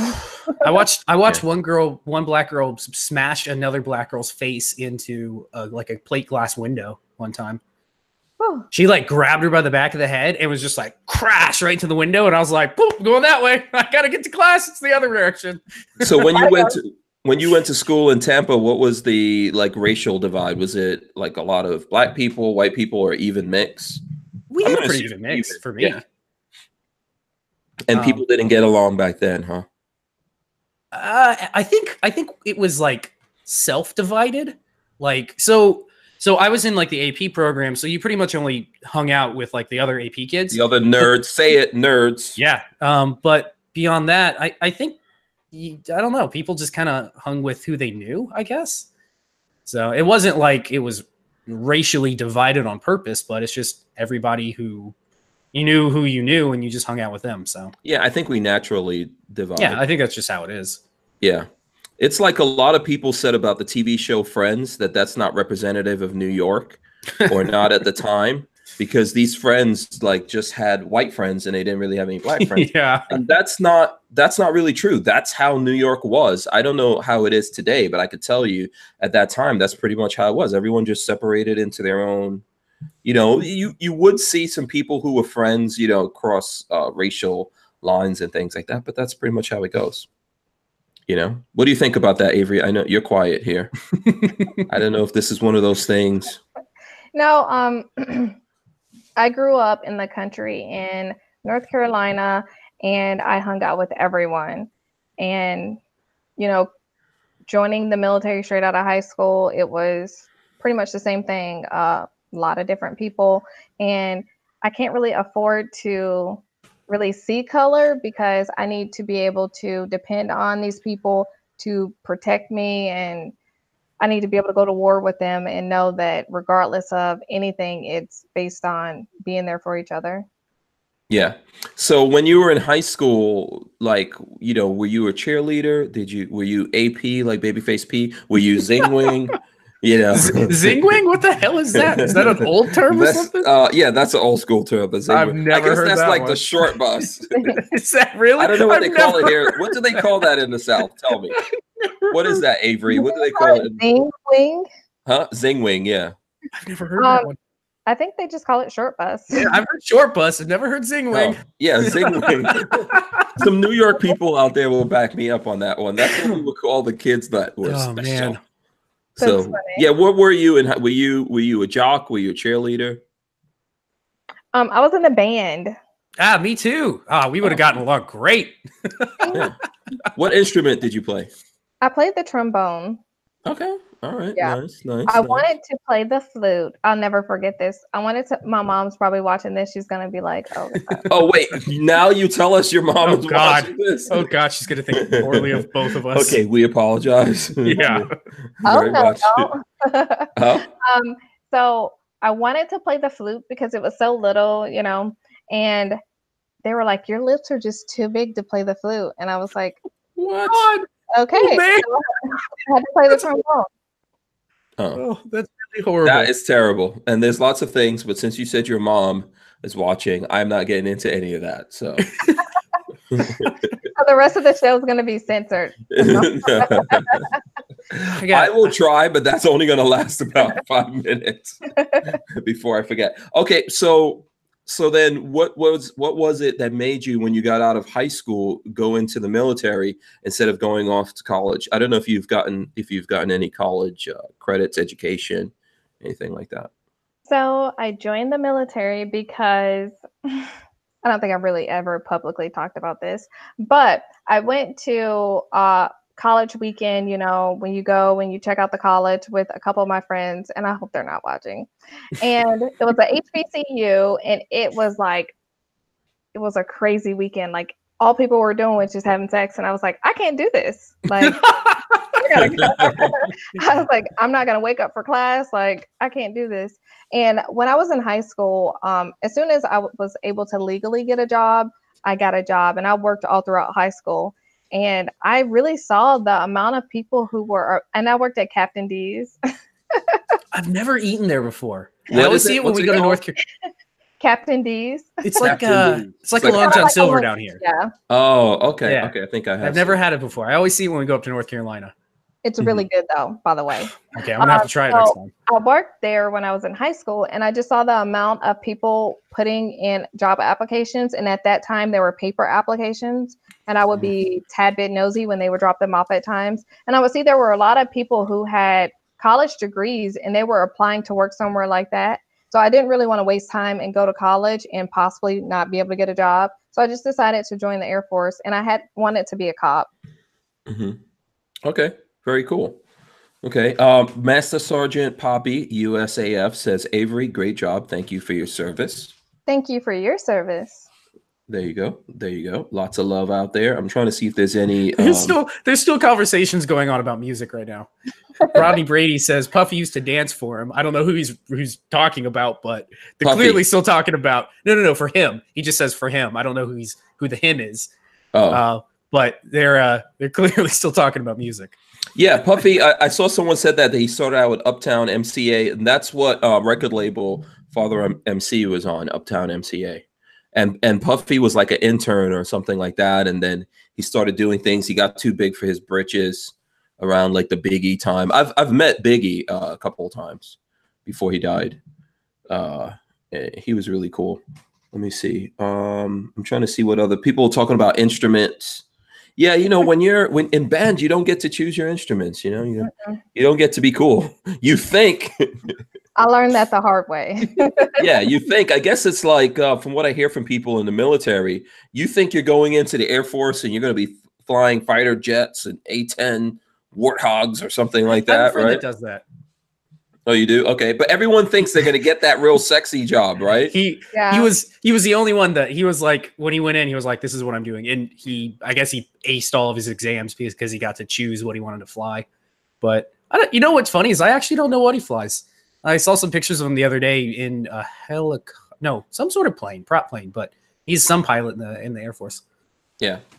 But no, yeah, it's pretty rare. It's one of those things when you say I'm going to be a pilot in the Air Force, it's like I'm going to be a rock star. And most people are like, the likelihood of that's pretty slim. Yeah, I think the pilots take that requirements. I'm sorry, go ahead. They had a shortage on pilots there, so they've been looking for pilots. Hank, it's our time to shine. Let's go. Yeah, you don't want me to be a pilot. Yeah. Does the pilot have control of releasing the bombs and missiles and stuff? Hank would just bomb everything. Yeah, I'm gonna shoot first, ask questions. That building needs to come down. I don't like it. It's eyeing me. Yeah. How did that work though in the Air Force? Like, am I correct in that? Like, what you wanted to do has nothing to do with what you actually do, or? It depends on the needs of the Air Force. You take a test, and depending on your score of the test, then you get to pick from a certain amount of jobs. And I wanted to be a cop. I didn't have anyone that had been in the military that could tell me, abort, don't do it. And I wanted to be a cop. So someone suggested that I just be a cop in the military because it would be safer. And I was like, why not? So I did that for a bit. And then I hit a crossroads where I wanted to do something different. And I decided, why not be a firearms instructor? And I'm the type of person where people would tell me that I can't do something, and it just makes me want to do it even more. Oh, hell yeah. Okay. Was it not pleasant being a cop in the Air Force? I know I have a friend that his whole family are Marines, and when he was in the Marines, he was an MP, and he tells me that was like the most miserable job because he did not like locking up other people that served. What I will say is I think it's just like being a cop outside. It's one of those types of things where people really do not think about you. Like, they're out in all types of elements. They're out during the holidays, and they want you to protect the base, absolutely, but they don't really think about the things that you have to do and the types of people that you have to encounter. It's not an easy job at all. Okay. So shout out to all the security forces out there that are holding down all the bases. Yeah, because you probably have to wind up being the bad guy, right? To everyone else. I'm assuming. You're the bad guy, but you're actually like the good guy. But right, I get it. Yeah, yeah. But everyone thinks, I'm getting locked up. Was there a lot of that going on? Lots of people getting locked up because they weren't doing the right thing? I don't think we have. I know here where I am, there's not a lot of crime that's going on, but you only have a certain caliber, I guess I would say, of people that can come onto installation. So they normally know what they can and cannot do. Okay. Mike Bryant says, my brother-in-law was an MP in the USAF. He now runs base security. Nice. So there you go. You know what? We've had those discussions before about whether or not people are allowed to carry. Is that something you can discuss? Because I know there's rules and regulations about being able to carry on the bases, right? It depends on the installation, and there's a very select few of people who can carry on the bases, and it's normally the cops. Okay. And we've had some incidents. We haven't seen anything like that, thankfully, lately. But I think, what was it? We had that one in Texas a couple years ago. Yeah. Yeah. So when those kinds of things come up, do you guys, well, you're not doing it anymore, right? But I'm assuming there would have to be a whole bunch of extra training or this thing, that thing. Yeah, going there's on. things that you have to do. And the cops that are guarding the bases, they have a lot of training. They are required to fire their firearms X amount of times per year and get a certain amount of training. And I mean, I would want that type of person actually being able to carry on base versus someone who you have no idea how often they train. Oh, okay. Okay. You know what? Let's switch and talk a little bit about this side of what you do now, being in the gun industry. How long have you been doing this again? Next month, it will be a year. A year. Okay. Oh, so nice. how's it been? Have we all treated you awesomely? Uh-oh, lots of silence. He laughed. He's like, oh God. I have not had a lot of people treat me ill. Initially, I had a lot of men that were, I guess, challenging me. They, without looking at my history, they just assumed that I was a veteran who just decided to teach people how to shoot, but without knowing that I'm an actual firearms instructor and I've been through several courses and I've been doing it for a very long time. But other than that, that was probably the hardest part of it, getting to talk to everyone, getting people to really not judge you by the way that you look. Is another part of it. And I just like interacting with everyone. And I was able to meet a lot of people at SHOT Show. And that was nice because it was nice to see the people who you see online and actually be able to put a face with a name and talk to them in person. Okay. Yeah. Who's the nicest person you met at SHOT Show? Jesus, this isn't a baited question at all. I base my questions. If you didn't know, Hank loves to go fishing. The one person that I really wanted to meet at SHOT Show was Julie Golub, and I was able to meet her, and she was the sweetest person ever. And I didn't expect her to be so down to earth and nice, but she was very nice and down to earth. And when I met you, though, we kind of ran into each other, and I was like, "Oh, hey, Hank, how are you?" And I'm like, "Oh, you probably don't know who I am." And you're like, "Oh, hey, how are you?" And, I mean, you took a picture, and I didn't expect so many people to really be down to earth. I expected them to kind of be stuck up. Some of the people that should have been down to earth were stuck up, and then people. There are those. I kind of noticed that, but okay. It is what it is. Okay, yeah, Julie Golub, very nice person. I can attest to that. Always very nice. Yeah. Professional. And I think she was in the military. I can't remember if it was Army. I think it was Army. Oh, okay. She looks like she would make you a cup of sweet tea and want to talk about stuff. I'm just looking at Julie Golub. Yeah, she's really nice. Yeah, she'll make you some cookies. Yeah, seriously, she has that look about her. She looks really sweet. Yeah, so I've been I was trying to think of a way. I think my 1 year Skip Tactical Solutions anniversary kind of snuck up on me. That year flew by, and I've been able to meet so many nice people, and I've been out in the community, and I've been networking, and I teach classes. I try to teach 2 classes a month.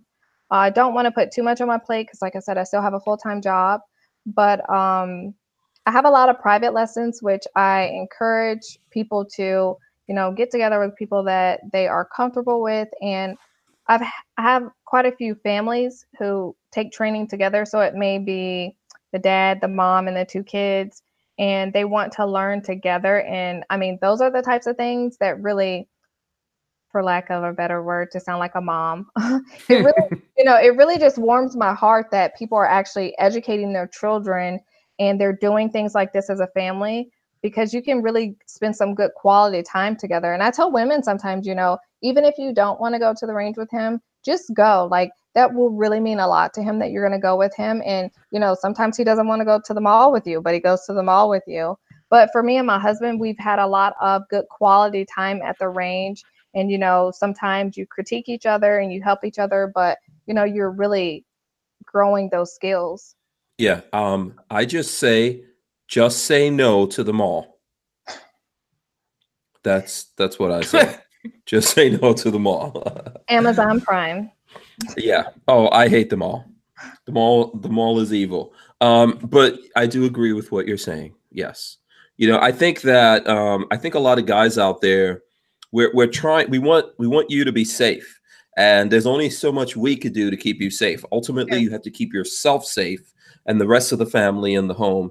So it makes guys feel more comfortable to find that, you know, they're, and I hate to sound like sexist or misogynistic or something about it, but it makes them feel comfortable to know that their women are able to take care of themselves. Most guys, oh, hell yeah, I think should be that way.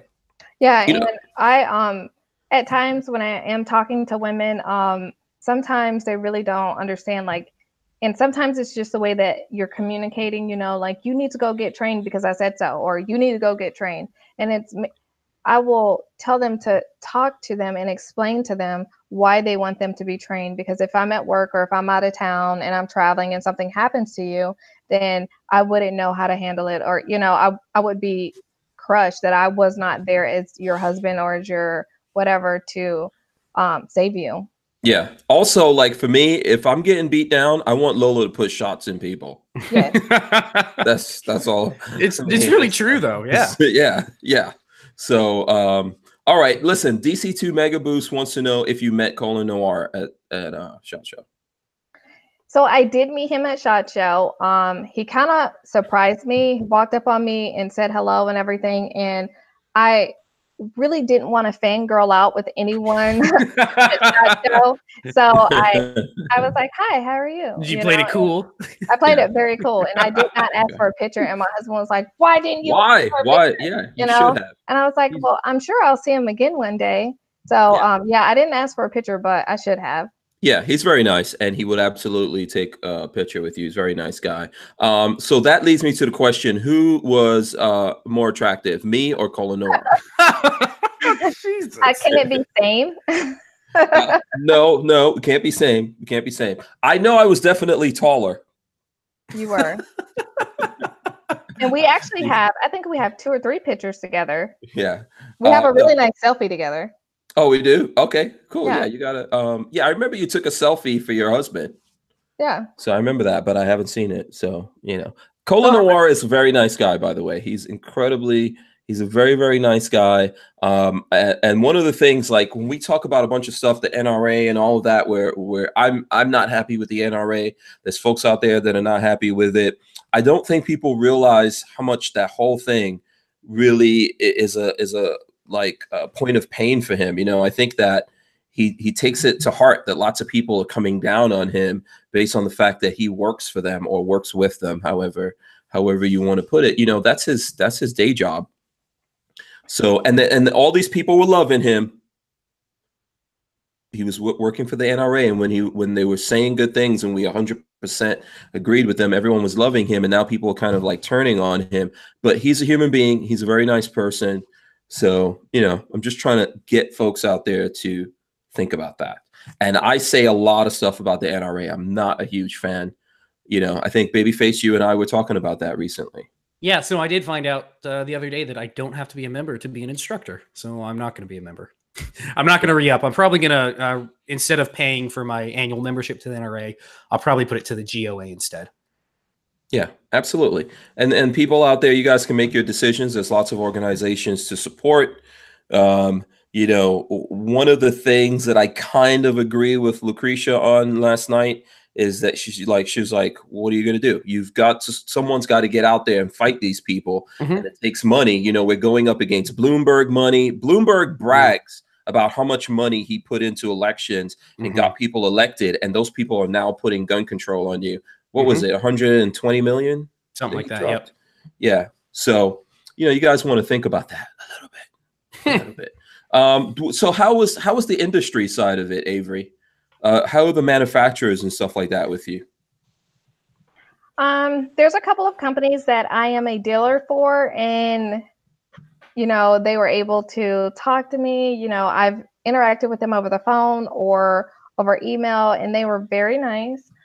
So do you have an FFL? I do not. Oh, okay. Yeah. So I do not have a actual facility.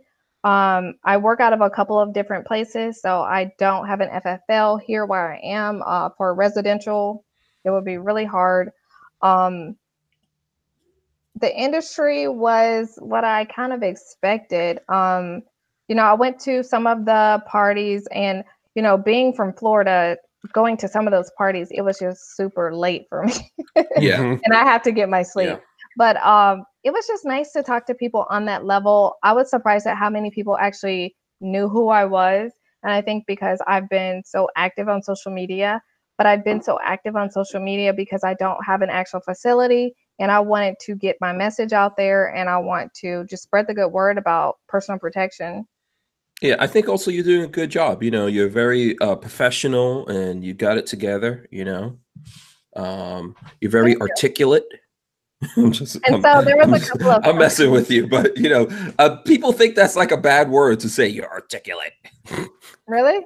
No, it's not a bad word. There was a whole thing about that, wasn't there? And yeah. Like somebody said somebody's articulate, and it was a shit show. Well, I think there's some black people that don't like to be called articulate. Like, don't be calling me no articulation. Hank, you are very inarticulate. No, I can articulate with the best of them. With the best of them. There were a few companies that I had wanted to, because I've reached out to companies and asked to get products, and I don't think I really understood how many people reached out to companies to ask for free products. But the only reason why, if there's any product anyone ever sees on anything, and I'm saying, hey, I like this product, it's because I actually believe in the product, and I want to bring good products, good quality products to people so that they don't have to waste their money. And I mean, if I'm gonna market their products, I would really like to get a free product. You know, I'm buying I'm buying your product so I can market to people so that they can buy it. But there's companies that I'm a dealer for because I believe in their products, and I want to be able to bring it to my students and for the people who follow me. Even if you're not local to Tampa, I have products on my website, and I want you to be able to purchase from someone who you know and that you trust. And I'm all about that trust factor because you only have one reputation. Yeah. You know what I think it is? It's kind of like, it's always a delicate situation in the gun world, but I think that you have to establish a relationship with the companies. There are lots of folks out there who attempt doing this thing, and it's really just for the free stuff. I try to remind people that nothing is really free, right? Yeah. If someone's giving you something, they expect something from that. You know, so someone might say, okay, here's this thing, but now you have to go out there, take your time, ammo, arrange whatever it is you've got. If you're making videos or making posts on social media, that's all work. That's all manufacturing something that goes into that. And there's companies that don't respect that. Then there's companies as well that feel, oh, people just want to get free stuff from us. There's a whole bunch of different things going on here.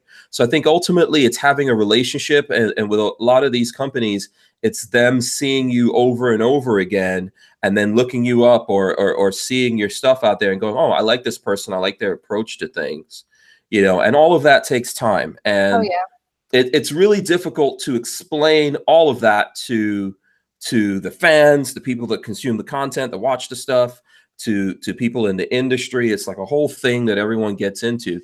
But, you know, I think that's just part of the game. That's how it is. And I've been kind of explaining that to some of the people that follow me. They're talking about the 43X, and I'm like, for me right now, I'm not willing to go purchase a 43X. If I were able to get my hands on one, then I could absolutely review it or whatever, but I'm not going to go buy it.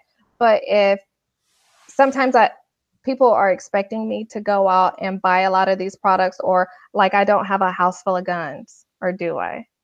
You know, so a lot of these things I would have to purchase it to review it for people, and sometimes I'm just not really willing to do it. Yeah. Yeah, there has to be a reason for you to do it. There has to be a churn. When I first started doing this, I was buying everything, and we still buy stuff today. And there's people that send us things because we've been doing this for some time, and they've seen what we do and all of that. But we were buying a lot of things, and in some cases, especially when they just come out, things are more expensive.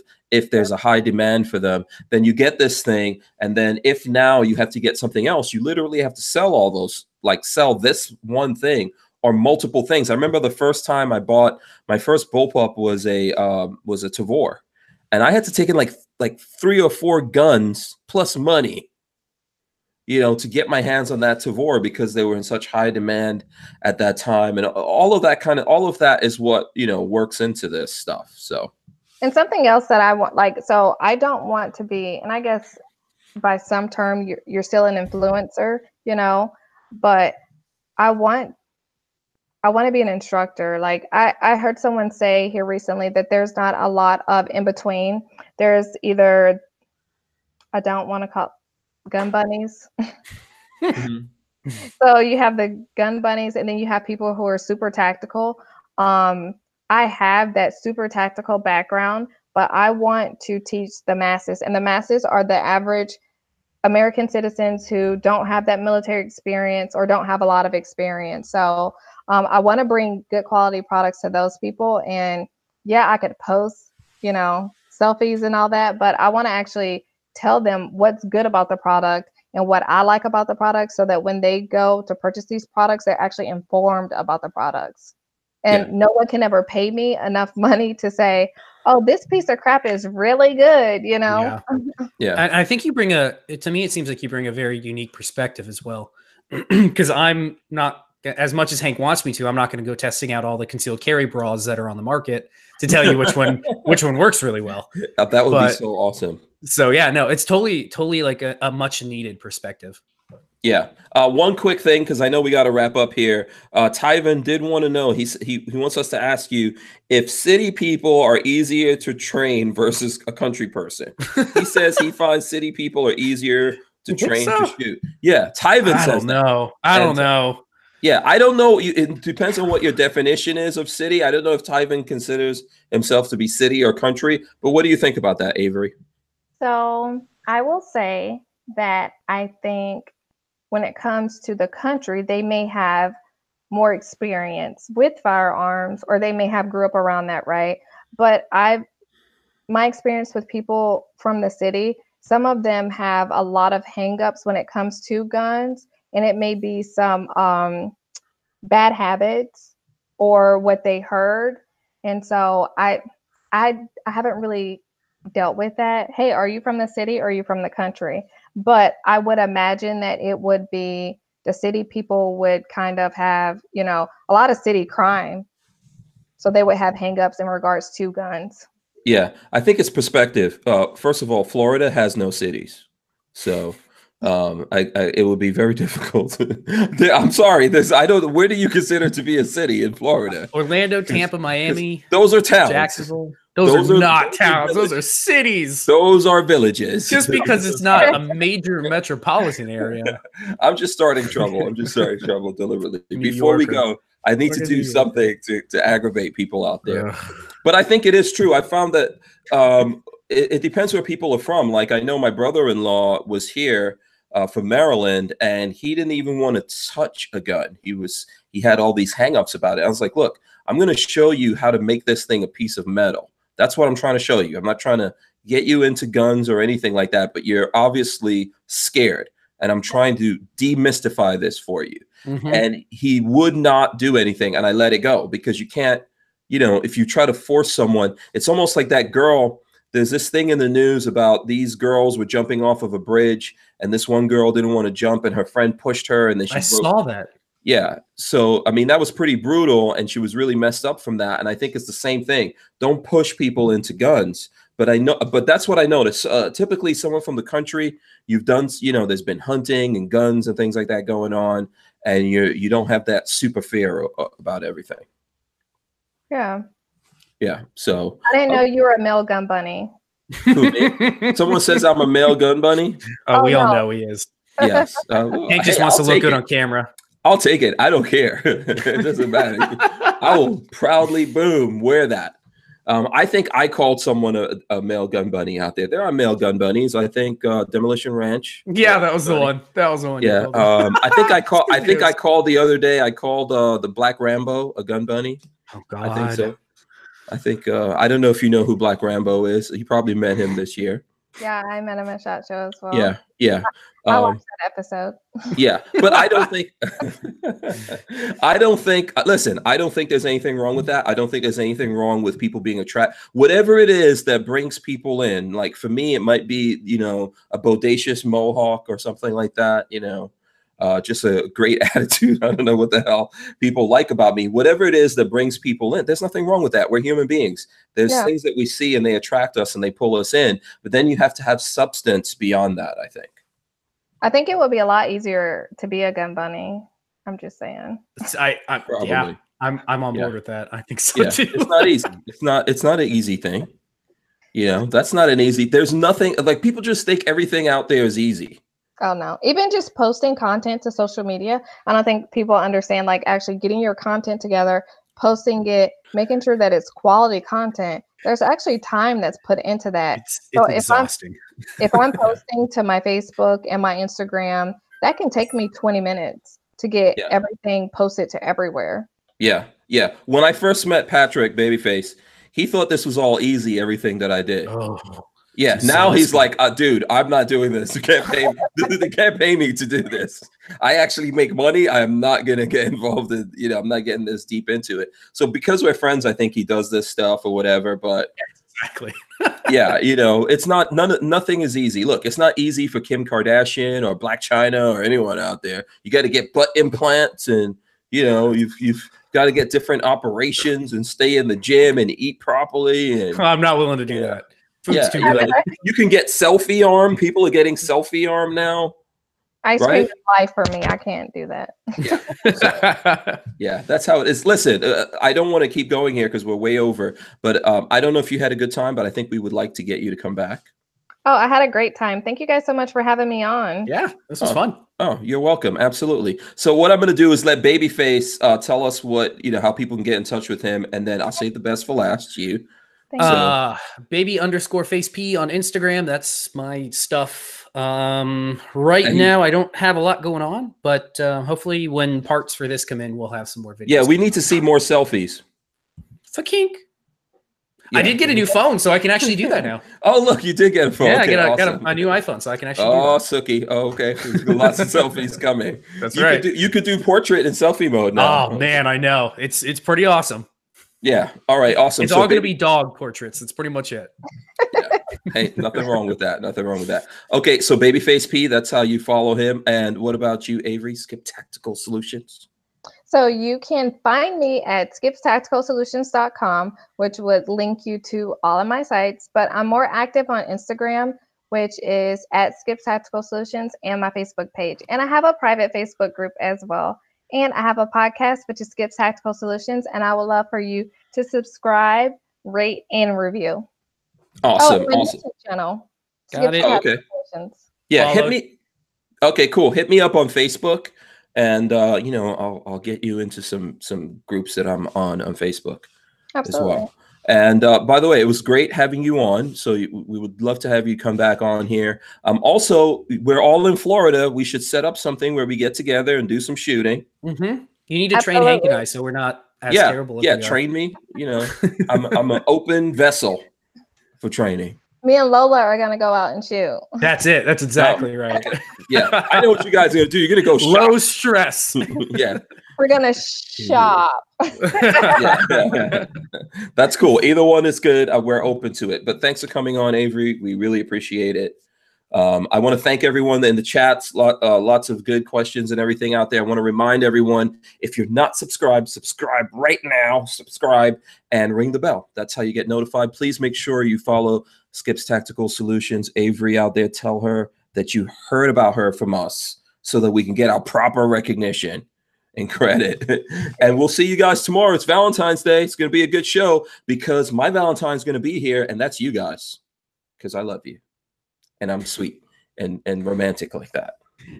Right? We're out of here. Peace. Bye.